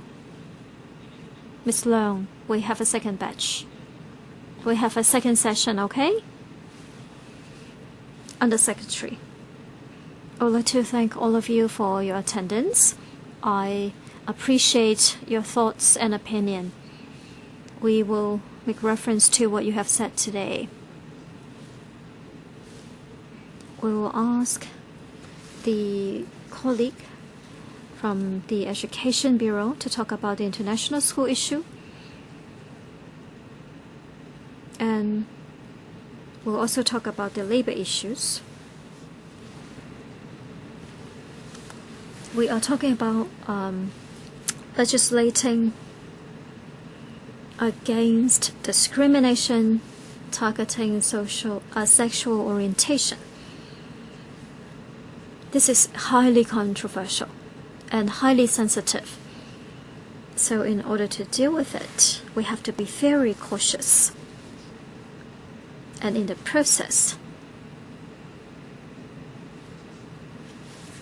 whether you support or you disagree, I hope that we can at least sit down together and find a way out. We must have a rational discussion, and we have to find a direction that is acceptable to all. because we know this is controversial and sensitive. Of course, we can educate, we can do publicity work. Whether we are going to legislate or not, it is highly controversial, but our goal is the same. The government must continue to educate the public. And that is why on TV you have seen this recent API concerning anti-discrimination against sexual orientation. That is the first in Hong Kong. After it was launched, of course, we have received different feedback. We have set up a task force to eliminate discrimination against sexual minorities. We have consulted many people before we launched the API. We also have certain funds for these groups to apply for. And we have already started the application procedure. We're going to do two more things. First, we are going to conduct a study. Actually, we have already started a study. We have done some previous studies concerning people's attitude and position. We think that is not sufficient. This time, we want to go deeper. We want to have interviews with people with different sexual orientations. We will write down their views to promote further studies and research. This should be concluded by the middle of the year. This study is very important because whichever direction we follow in the future, we first need to identify the level of discrimination in the society today. We're also looking into overseas experience.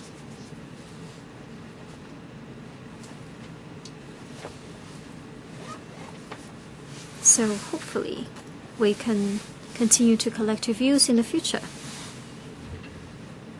Mr. Yik? Well, the Education Bureau has been reminding all the schools that we have to follow the rule of equal opportunities. We should remove all sorts of discrimination. As for the special case of the international school, I trust that we have to gather more information before we can tell you the answer. Mr. Chang? Concerning the areas surrounding labor issues, we see different views concerning pension benefits. Some people support comprehensive pension arrangements, but we also need to think about the burden on the public and sustainability. We have asked Professor Chow to conduct a detailed study. He would study the different proposals made in the community, including universal retirement protection. Dr. Nelson Chow will be submitting a report by the middle of the year, so we can have a basis for further discussion. Just now, some deputations talked about protection for the mentally ill. At present, the Disability Discrimination Ordinance can, in fact,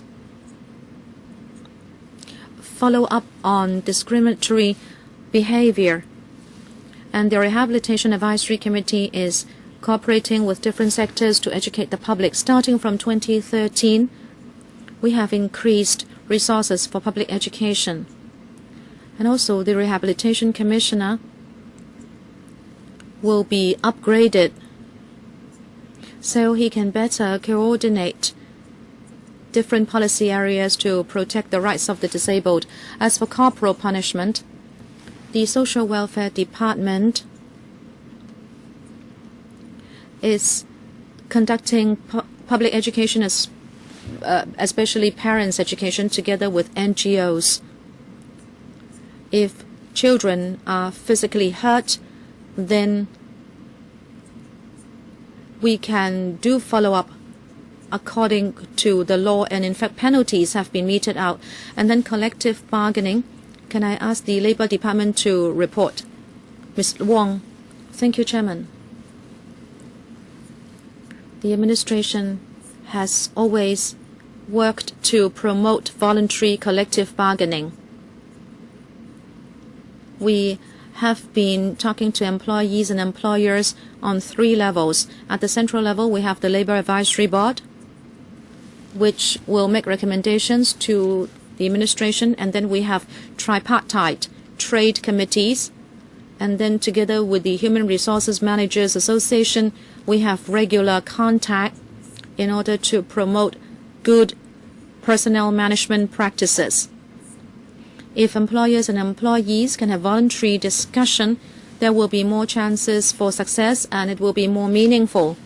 If we mandate for collective bargaining, we believe there will be more tension and confrontation between employers and employees. Thank you. Because of time constraint, that's it for the first session.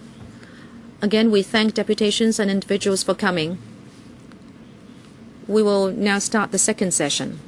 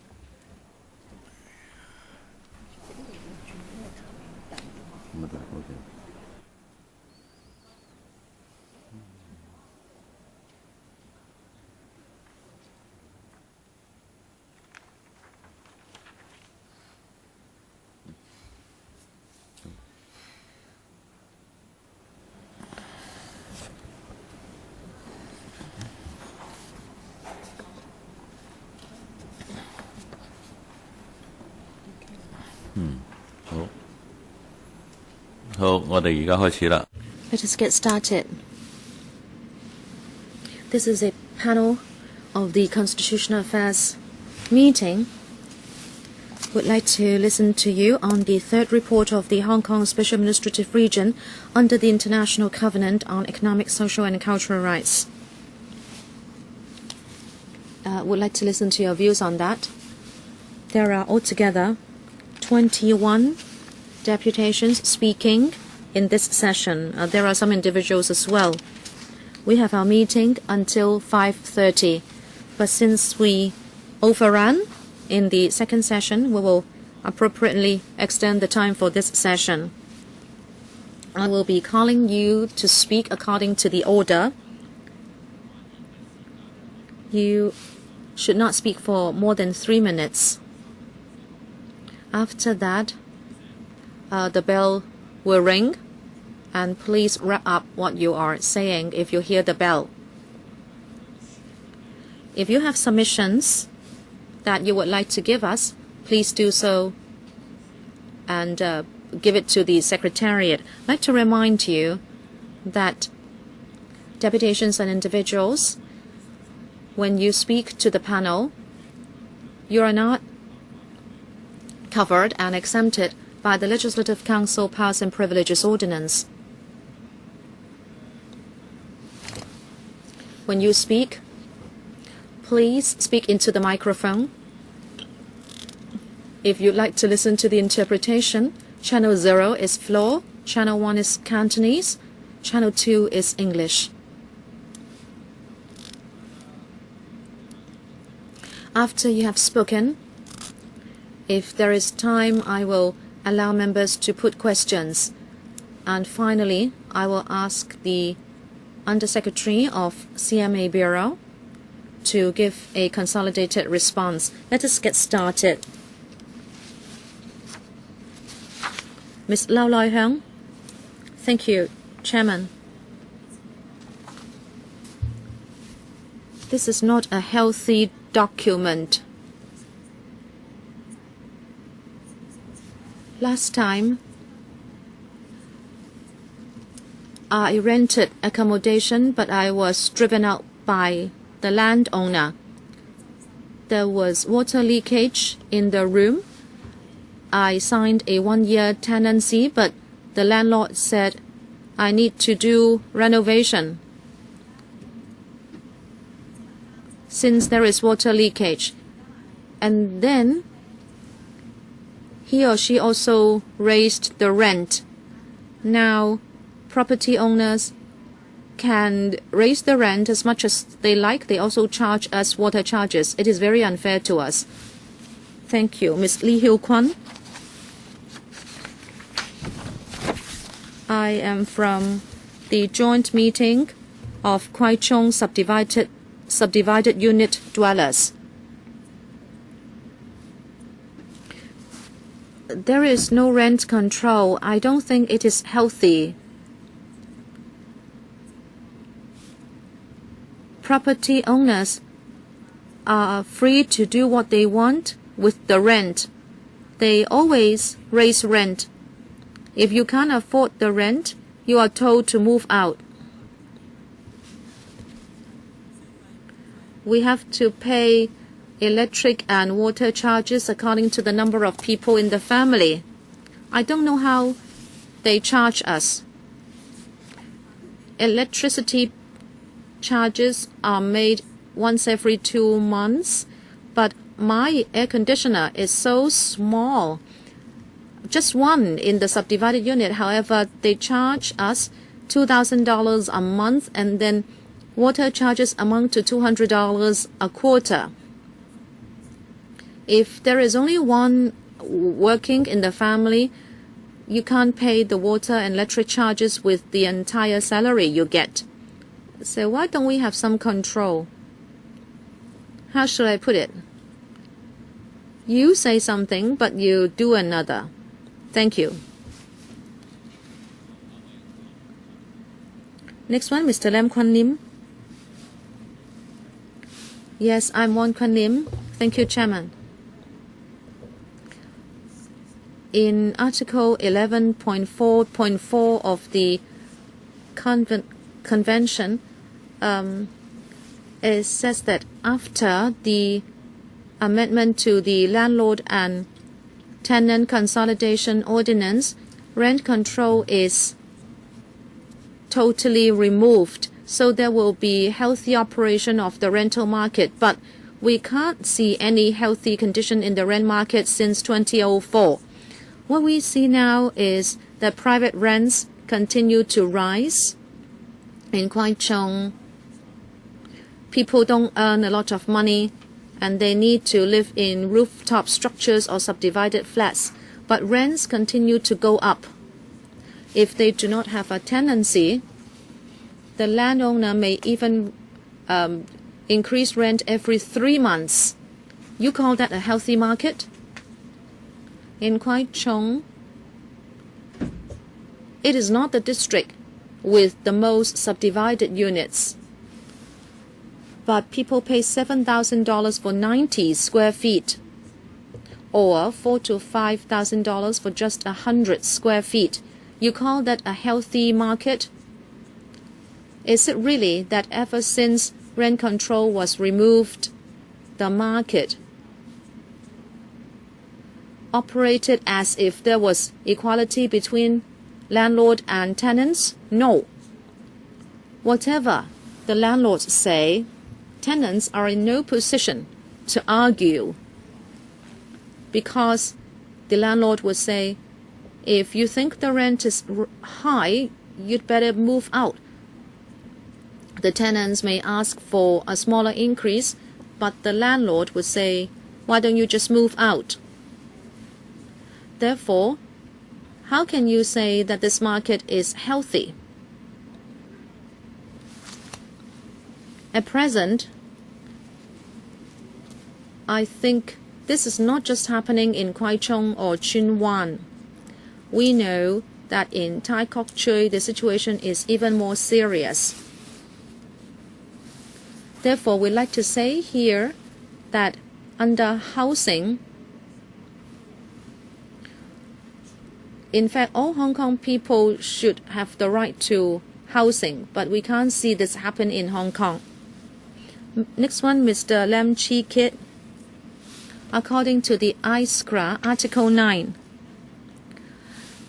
party members recognize that everyone has the right to enjoy social protection, and the protection should be equal for people with different sexual orientations.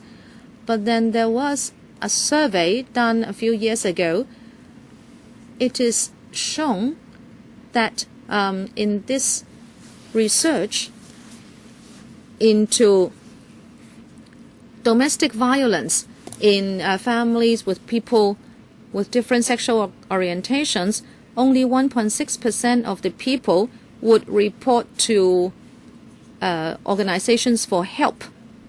And in another survey, it is found that the abused partners in such partnerships do not report because they have no confidence in the mainstream organizations. They think they are not understood and that the organizations cannot help them, and also they fear discrimination. In 2011, Rainbow Action exposed that the SWD asked someone to conduct a course which amounts to disrespect to the sexual minorities.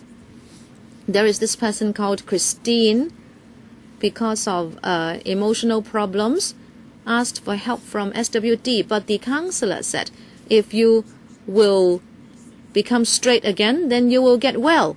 But then she was so hurt, she did not seek help again from mainstream organizations on another instance of domestic violence. I think the SWD should apologize. Because they do not have knowledge about homosexual culture. I've seen some cases, a transsexual person was told to cut off her hair so that she can find a job more easily. And another gay man at the age of 21, and he was told at the detox facility that he must inform his parents first that he is gay before they would offer treatment.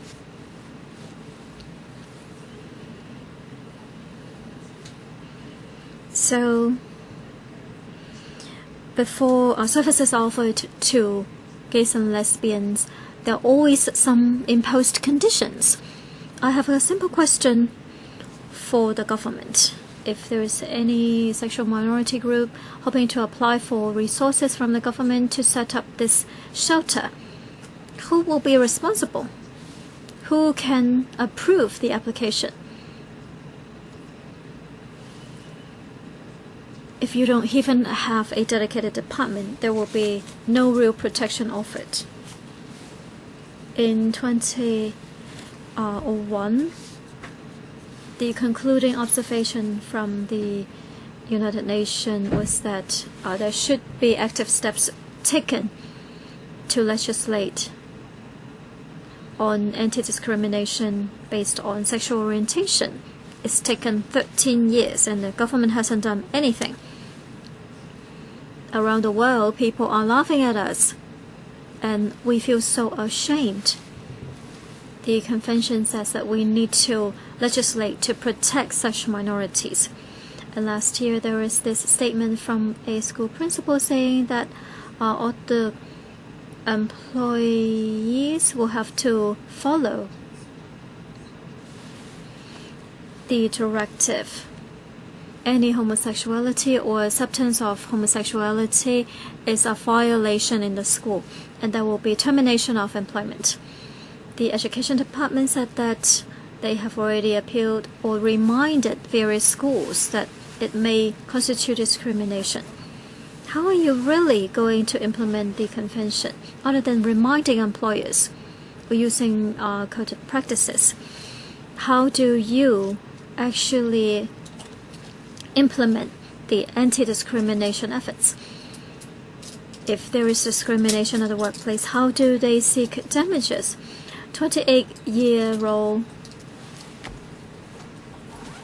lesbian girl jumped to her death on the 18th of February. The last message from her mobile phone was that she was very upset because she felt discrimination.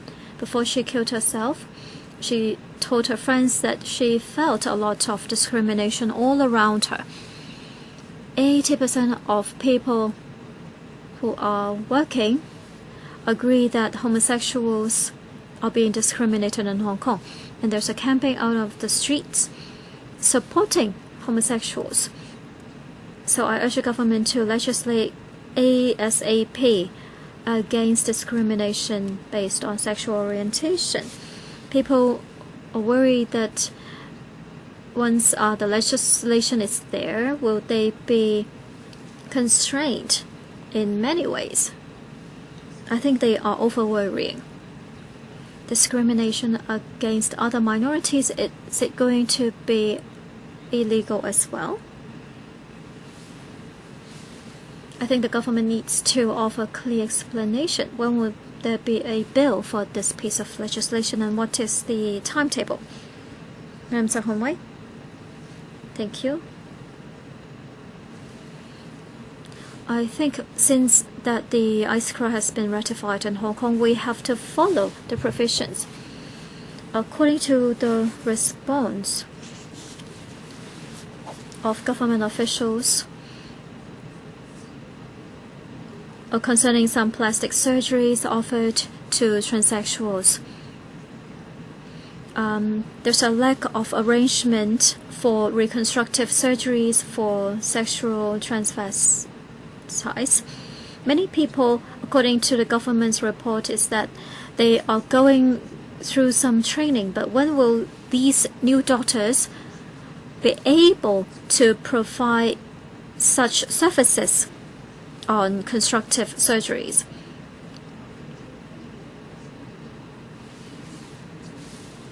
At the moment, if transsexuals would like to change the gender on their ID, they must first go through surgeries. But what about the risk of such gender reconstruction surgeries? Many people, because of the concern of such risk, they are not able to change the gender on their ID documents. And because what is said on the documentation is very different from their appearance, they end up being discriminated against. They cannot find good jobs, they cannot even rent places. So various social services are shutting these people out as well. and transgender operations and services are scattered around the territory. There's a lack of concentration and there's a lot of cases of discrimination. Many doctors do not know how to offer assessment services for those who would like to go through transgender operations. And the sex clinic has been shut down for many years. We have asked why isn't it being reopened, and there is no response from the government. We need to know how many people are being trained to provide services to transgender groups. And the government also needs to work on how to provide assistance to transgender people to amend the gender on their IQ documents.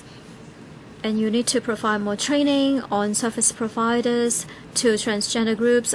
We need to reopen the sex clinic and provide better services to transgender people. I'm Angel from Transgender Group. Ms. YY, I represent Women Coalition of Hong Kong SAR. According to ISCRA, beginning from 2001, we have not done anything for 13 years. Sexual orientation discrimination is still very serious. 50,000 people last year gathered outside the government offices. In 2013, there's a report saying that more than 60% of the local people would support the legislation. It is the time to legislate. It is the best time to legislate. I want to ask the government, when are you going to show us a timetable? When will you submit the bill for public discussion?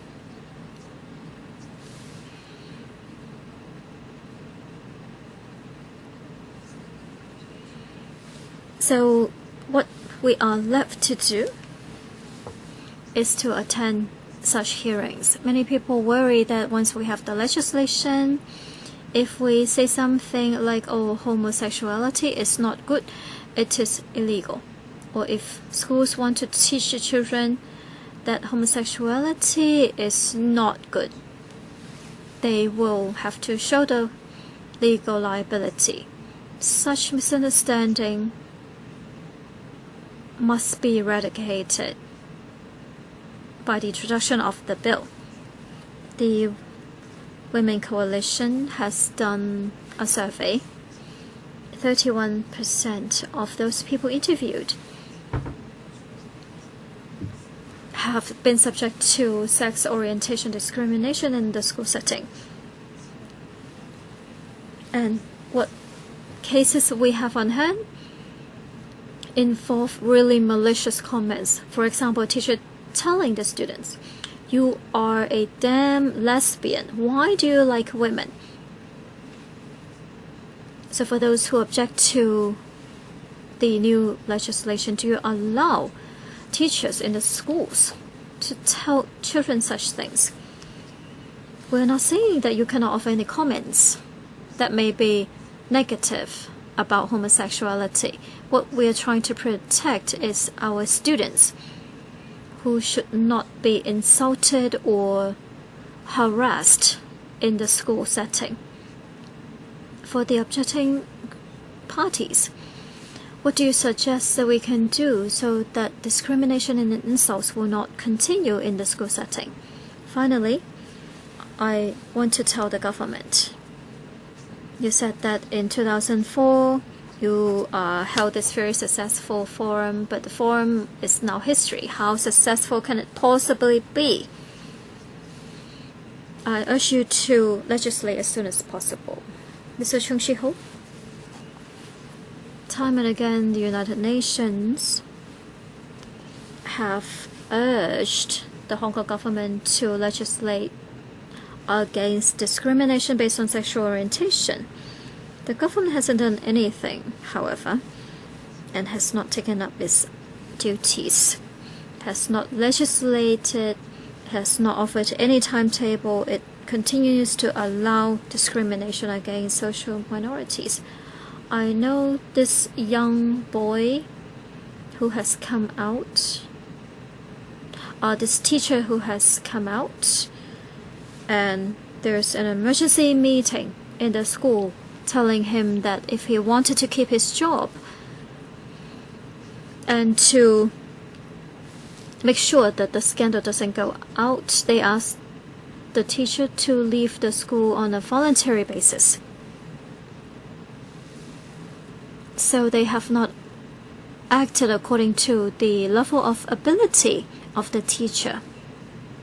They have dismissed him because of his sexual orientation, and it is a clear violation. I know many teachers, social workers, civil servants who have stayed in the closet because they would like to keep their jobs, because if you are found to be a homosexual, you may be dismissed or you will lose the opportunity to be promoted. There is this international Christian school in Sharton telling the staff that they are not permitted to be homosexuals and they may face dismissal. So this is the fact in our society. We must legislate and have a timetable for this legislative exercise to offer protection to sexual minorities. More and more Christian groups have taken a very high-profile approach in criticizing homosexuals. There are also people saying that they would like to care for others, but actually what they're doing is a kind of discrimination. They want to have religious freedom and freedom of expression, but what they're doing is actually on the contrary. If you want to protect yourself and discriminate against others, for many years, LGBTs have been hiding in the closets. I think the Hong Kong government must take up the responsibility since the convention has already been ratified in Hong Kong. Mr. LegCo, thank you. Mr. Tang is here from the Housing Department. That is good news. I would like to see if Mr. Tang knows about the concept of housing rights. If you don't, perhaps you can jot it down. Stable place for living, protected by the law. Tenants would not be chased away by the landowners, and there should be basic facilities like a kitchen and toilet. It is safe and suitable for human accommodation, and there should be equal opportunities offered to people with persons with disabilities. The location should be close to work and school, and there should be cultural integration, equal opportunities for people with different backgrounds, and then affordability. The rent level should be affordable, not affecting the daily lives. So, Mr. Tang, have you jotted down the 7 points? What about the living condition for the grassroots in Hong Kong? Do they meet the 7 conditions? If not, you are not doing your homework. Let's talk about affordability. Tenants should be able to afford the rent. There was this study on partitioned flats. More than 60% of them, the rental takes up more than 30% of the tenant's income. There are many people in Wan Chai area, and we're talking about 40%, 50%, or even 60% of their income. So it is no longer affordable because of such high rental level. Concerning the long-term housing policy offered by the government, they are looking into rental control. We're extremely disappointed. We'd like you to look into that as soon as possible, because if people cannot have affordability, other housing rights will be affected. I was talking about a stable home, meaning that you will not be evicted. But in 2004, when rent control was slashed, just 1 month's notice would mean that tenants have to move out. I think you don't understand the situation facing tenants. Also, basic facilities. Do we find basic facilities in subdivided units? Yes, but in very poor condition. There should be equal opportunity and safety, but are we providing these? Look at Cheung Sha Wan, Fa Yun Street, and Ma Cha Wai. You can see what grassroots are faced with. This is all because of high land premium, high rents situation. Rents are not under any control, and that is why tenants are forced to pay high rent to remain in subdivided units. I hope the housing department can face up to this issue, and that is whether you provide housing rights to Hong Kong people. Do you think you can write your homework in your report? I think you will get a negative mark for this. Ms. Yang Kuai-Shu. Thank you, Chairman.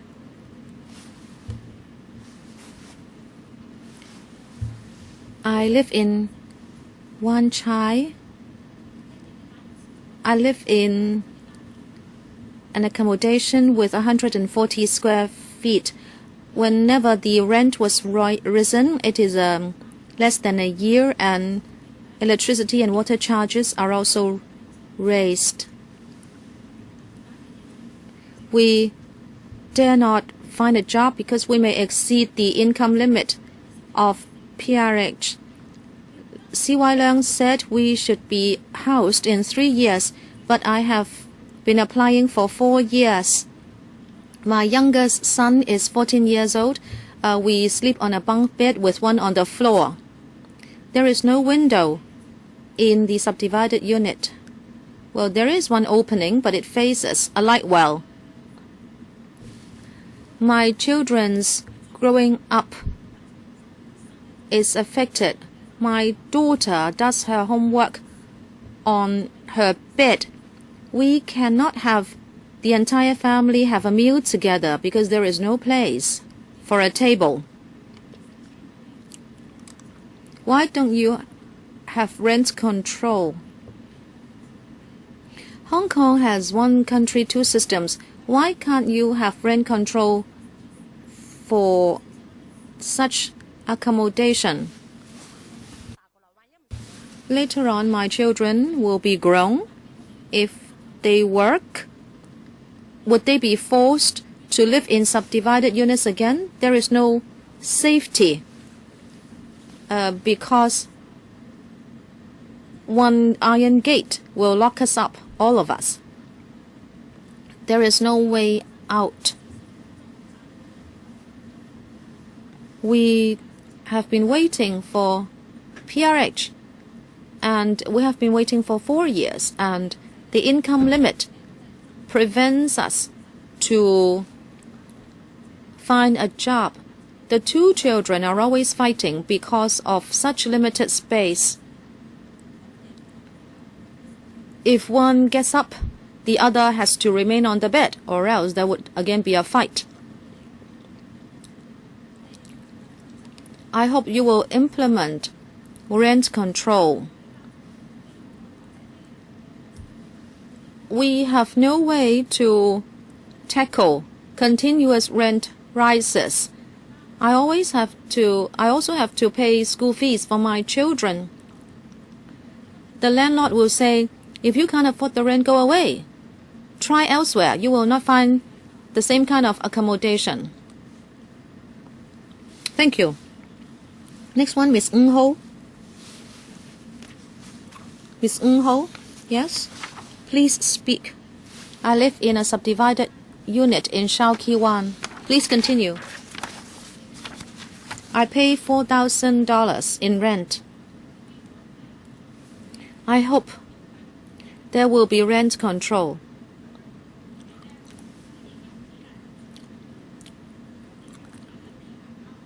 If you have money, you can live in better and better accommodation.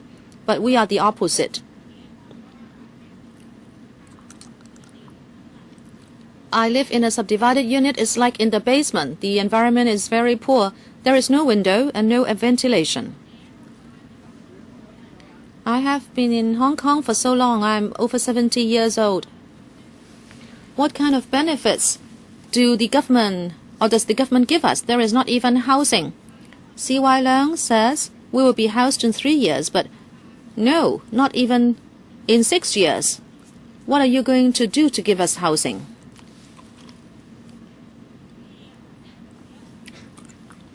You eat good food, you live in good accommodation, but I am satisfied if I have somewhere to go, and I will be happy with having rice with soya sauce. But you care nothing about us. Most important is to have rent control, so we do not have to face rent rises and water charges rises. That's all. Next one, Ms. Wen Yu. Yes, we can hear you. According to Article 11 of the Convention, party members recognize that everyone and his family should be given a certain standard of living, including food, clothing, and housing, and that they should have the right to improve their living conditions. Can Hong Kong turn in its homework? Well, housing is being improved because, ironically, a unit is divided into 10 subunits. I was asked that Hong Kong has so much land. Would 7 million people be able to occupy all the land? Well, you would find it strange, but that's the question from tenants. The administration says it would put up new housing. Well, people see a lot of luxury private housing, but that is not for them. However, they are paying luxury rent for a subdivided unit. There is no way they can improve the living conditions. The administration has this slogan that our home, Hong Kong, but I believe for tenants it is subdivided units, my home. The administration exaggerates its promise of providing PRH within 3 years, but the old lady beside me has been waiting for 4 or 5 years. Why? They live in such small accommodation, and the lady just said that the whole family could not sit together to have a meal. How can they live as a family? They have contributed to Hong Kong for so many years, and yet what the government is giving them is a subdivided unit. If C.Y. Leung runs for election again, he can change his slogan that everybody will be given a subdivided unit. Instead of Hong Kong, our home, you should say subdivided flats, our home. I hope the government will face up to this issue of rent. Nobody wants to live in a subdivided unit. But what should they do if they are not given public housing after a long wait? It's all right, you ask us to wait, but while we wait, don't allow property prices to escalate and rents to spiral all the time so that they become unaffordable to us. What has the government done for this group of the public? Does it mean by giving us subsidies, our problems will be resolved? Why are tenants still worried that they will be chased out, that they would have to live on the streets? Hong Kong is an affluent society. Why is this happening in Hong Kong? Next, Mr. Yip Chut Kin. I am from Wan Chai Grassroots Housing Concern Group. Many people have talked about housing, and I raised this with Mr. Anthony Cheung, so have many organizations. The night before last, I was very happy to see him say that this could be discussed, but immediately C.Y. Leung said rent control was not a possibility. And then Anthony Cheung said then that he would only discuss the pros and cons of rent control. It is so disappointing to us. I lived in very generous housing, but gradually I am here what I am. I pay $5,000 for 60 square feet. We only have a family income of $7,200. How are we supposed to live? The laws also have to change according to the times. Look at the Lemma Island vessel collision. Many nameless heroes helped to save people, but if this is a few thousand years ago, a man would not be able to save a woman from the sea because he would break the law if he touched the hand of a woman. Now, in present-day Hong Kong, this would be a laughable example. And look at the grassroots in Hong Kong. Many of them need to be saved from the high seas. Why are you saying you need to study further into the issue, that you need to wait? Many people are in dire straits. And as some people have said, Hong Kong is not providing healthy conditions for people. Why did we remove the rent control? Rents have become a monster. I'm living in a room of 70 square feet. I only have 2 feet for a kitchen. I cannot spread my arms in the kitchen, but I have to pay 70% of my wages for rent. Well, I don't want to do that, but I have no other way to do it. And the landlord would say, take it or leave it. And we are twisted around the little finger of the landlord. Hong Kong people are getting very angry. Like what Mr. Lau Shiu Kai said, our anger is at a threshold. Yesterday in Canton Road, there was a big group of people. Why do we want to turn away the IVS tourists? Have you thought about that? Why is Hong Kong in chaos? Why can't we have a prosperous and stable environment for Hong Kong people? Thank you. Ms. Chen Hoi-chi. Many deputations have come today to talk about a few issues of concern. Number one, rent control. I'd like to know what the AD of Housing has to say. This afternoon, Anthony Cheung and Duncan Prescott released the LTHS this afternoon. We are most disappointed about that report.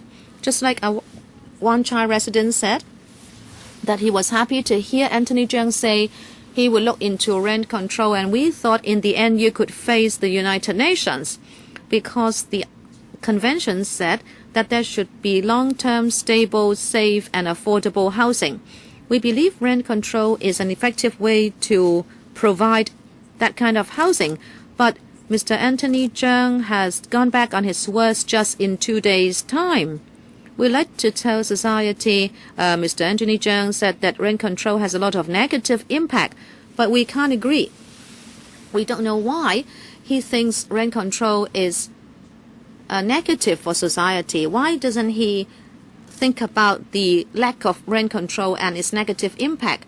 Many people can't afford the rent. They are moving to remote areas. And therefore, nobody is happy to take up lowly jobs in the urban area. And Kai Fong told me this. He compared the growing up of 2 children. He has a child of 3 years old, and he said the child grew up in a place where the child could run around, and he learned to walk after 1 year old. But now, for his younger child, because the accommodation is such a small one, the child could not walk stably after 2 years old. So it has an impact on children growing up. So with no rental control, what is the impact on the society? How does the government plan to resolve the high rental problem? A responsible government should tell us how you're going to implement rental control. There should be a feasibility study to inform the public how we can do this well. We need challenges so that we can achieve breakthroughs. We should not use them as excuses.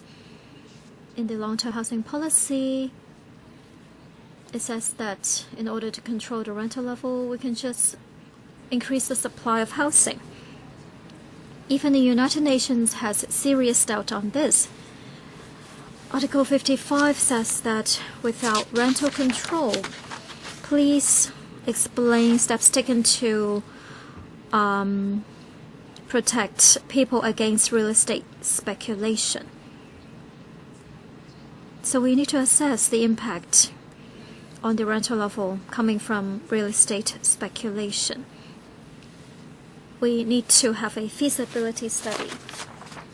Mr. Lee Tek-hong, the society is accepting homosexuals more and more. Recently, a Christian school said that they have the right to dismiss LGBT teachers.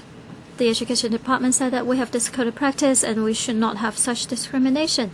But the school can still dismiss the teachers and there will be no consequences because we do not have any sexual orientation discrimination ordinance. There's also another story about foreign domestic helpers being lesbians, and she's fortunate because the employer allows her to date the same sex after work, while other employers would say that they do not accept homosexual domestic helpers because they worry that there could be adverse impacts on their children. I'm concerned about my future. I may not be a teacher or domestic helper, but because I am gay, I'm worried that my employer would decide not to hire me or dismiss me. Many groups have proposed ways to resolve this issue. But what about people being dismissed or not hired because of their sexual orientation? We must have public consultation and legislation ASAP to protect the sexual minorities. The lack of education on sex and sexual orientation is another problem. I just graduated from high school. Sex education has not been something that people attach great importance to. Perhaps you have 1 to 2 hours of sex education in school per year. You would be taught that if you have multiple sex partners, you will contract STD. I think you should focus more on other areas instead. Otherwise, ignorance may lead to discrimination against sexual minorities. So I think the Education Bureau should make reference of the Taiwanese practice, legislate so that people understand that people with different sexual orientations are just the same as themselves. Let's not wait until some tragedies take place. At the end, I think legislating is the biggest part of public education, and it will allow the public to understand that calling people a Tao or Guai is actually insulting. Together with publicity work and public education, we can remove the negative impression on LGBT so that we can become a truly tolerant society. Mr. Wong Kai-yang, I'm from Hong Kong U. I'm a PhD student. Under the ICRA, undoubtedly, we have the obligation to legislate to clearly legislate against discrimination based on sexual orientation. We have to look at the existing anti-discrimination policies. Are they still in force? Or should we rather look at the legal explanation of the provisions? In 2009, the number 20 opinion was issued. In para 11, it says clearly, the countries that have ratified the convention must take all necessary measures to make sure that there's no discrimination based on sexual orientation. Para 13, we have to ratify 2(2), and we must legislate. The SAR government has not actually followed the advice, and instead the Hong Kong government referred to ICCPR.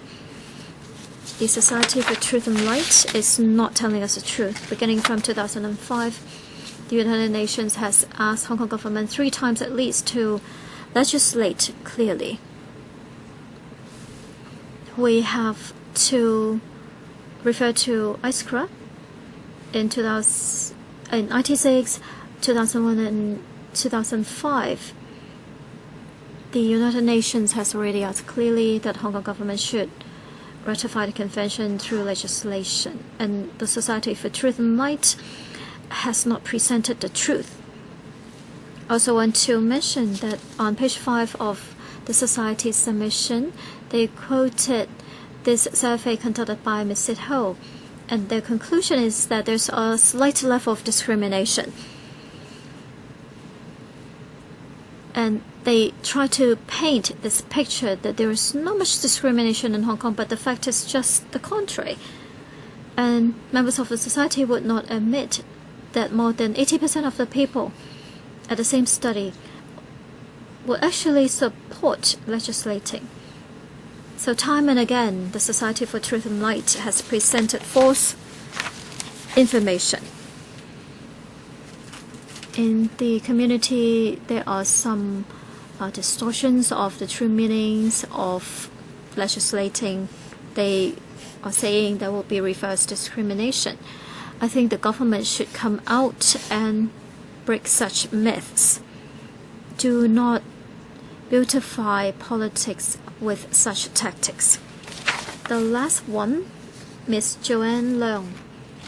Thank you. I come from Transgender Resource Center. I am a transgender person. Last year, after the conclusion of the W case, we welcome the government in its attempt in examining the viability of legislating. But professionals, insiders have not been included. You could be transforming from man to woman or woman to man. We're talking about highly invasive reconstructive surgery and desexing surgery done to a human body. They just want their gender changed on their ID. Because they are not able to obtain such documents, in our daily life they face many difficulties. It is also possible that they face unnecessary harassment and discrimination. If a person who is a transgender woman will be arranged to be housed in a male ward. If you refer to human rights provisions around the world and also laws, transgender person should receive their gender status as they wish, disregarding whether they have completed all procedures. But according to the Hong Kong government, you have to go through all the transgender procedures before you can have that gender recognized. So transgender persons are forced to mutilate themselves. According to a survey done, 1 out of 4 people does not accept transgender people. And 15% of transgender people are unemployed, which is much higher than the rest of the population. More than 60% of them have suicidal inclinations. These are people who would like to have their lives representing a gender of their choice. We want to embrace them and be humane in treating them. And we promote the Gender Regulation Act. All right, now we'll hand the floor over to our members. Ms. Priscilla Leung. Thank you all for coming to express your views. The last speaker, Ms. Joanne Leung, referred to the W case. The legal requirement is that you have to go through all these transgender operations. You need medical documentation saying that you have switched to a new gender. So it does not involve same-sex marriage. And it does not affect the marriage regime. And I agree with the approach of the case. If you have completed all the necessary procedures, you can be married.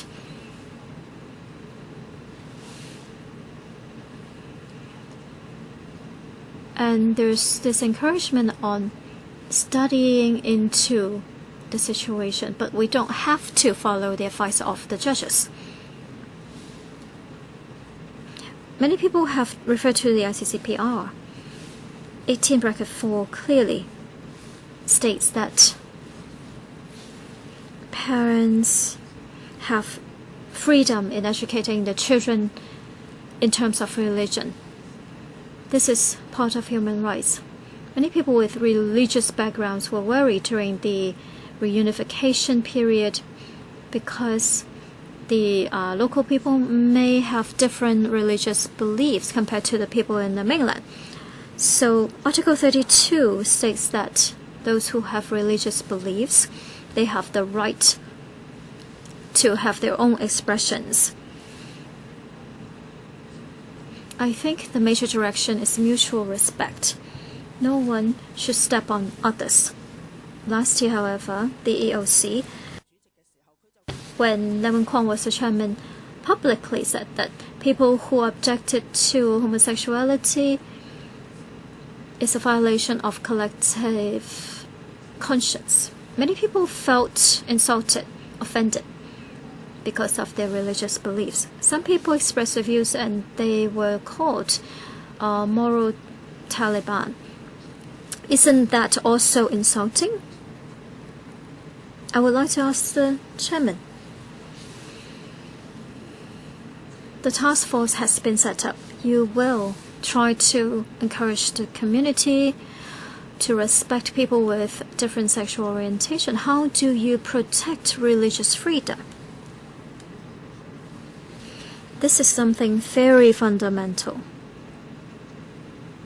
This is a fundamental right since reunification. Secondly, 5 minutes, right?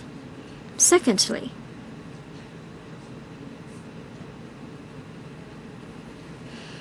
it is okay to legislate. We can just exempt those who have religious beliefs. It is very difficult to achieve. The pastor cannot just preach this in church.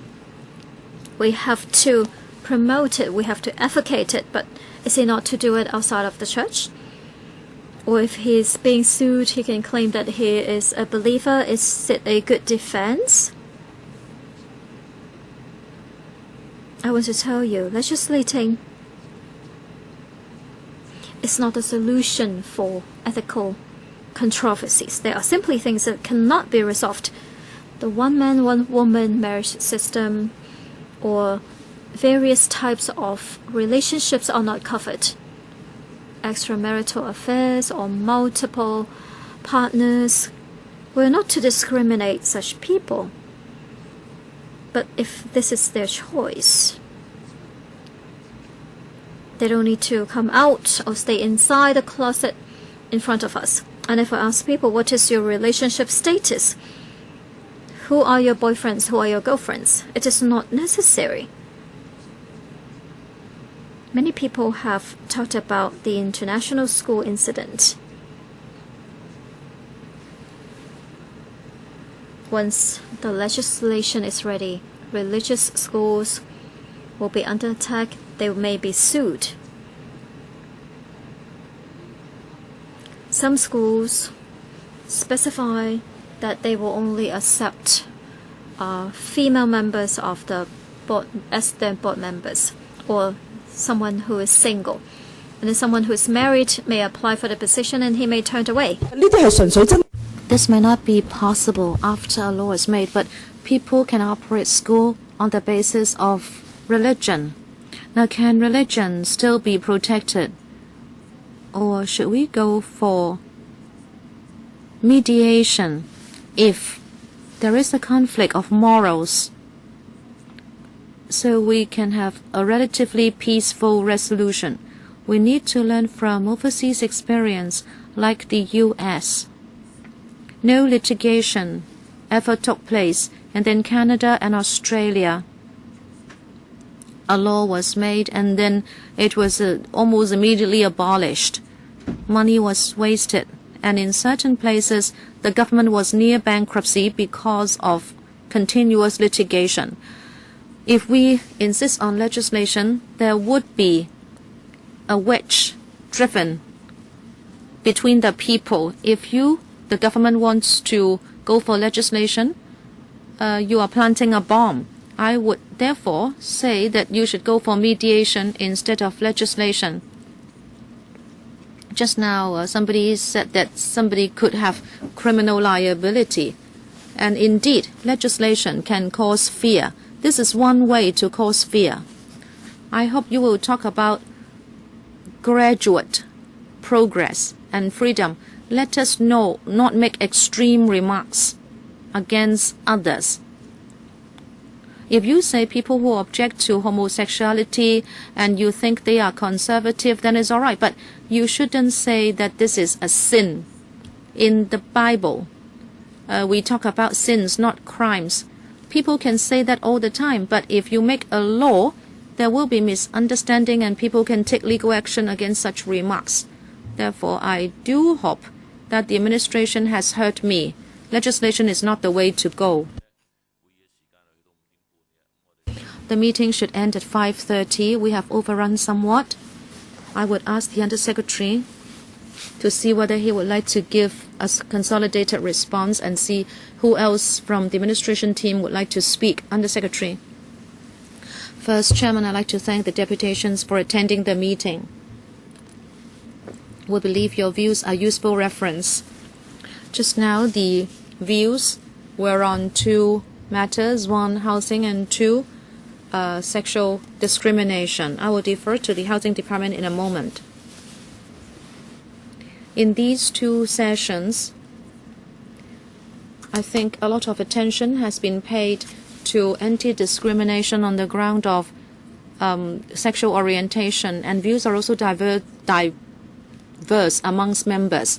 Exactly because of this, the administration has to tread carefully, indeed with caution.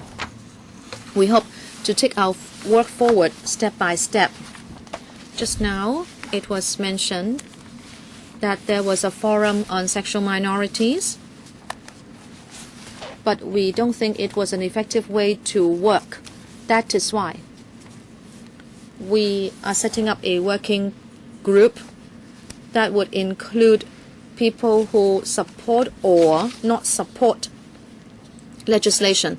We would include the academia and the business, and we have had a few meetings already.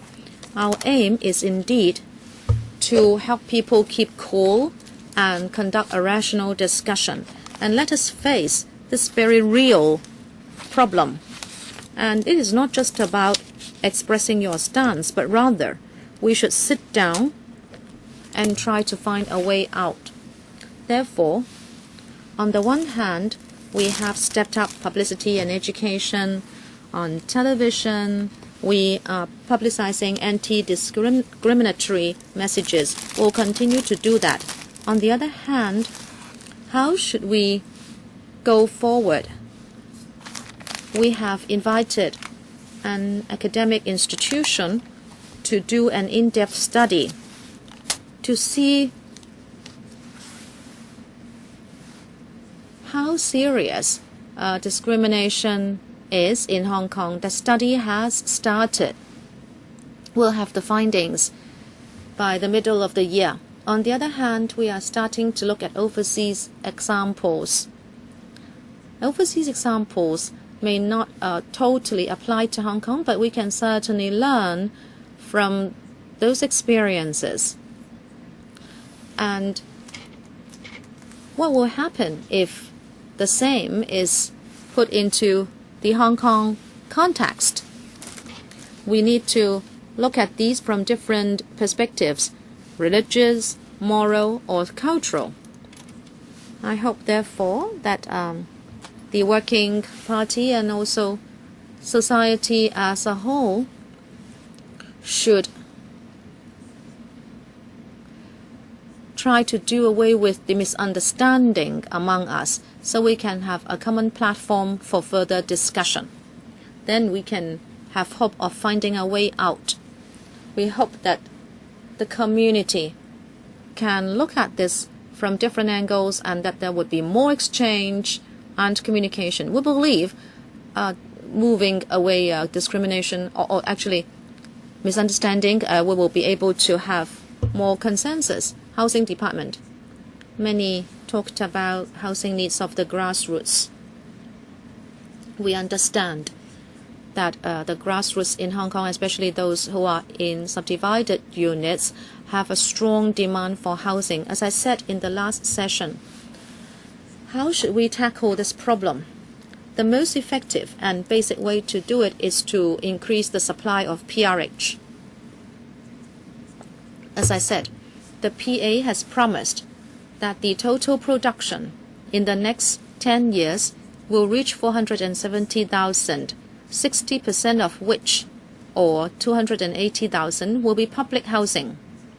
Also in the PA this year, it is promised that within the 280,000, we hope to be able to produce 20,000 PRH and 8,000 HOS units every year.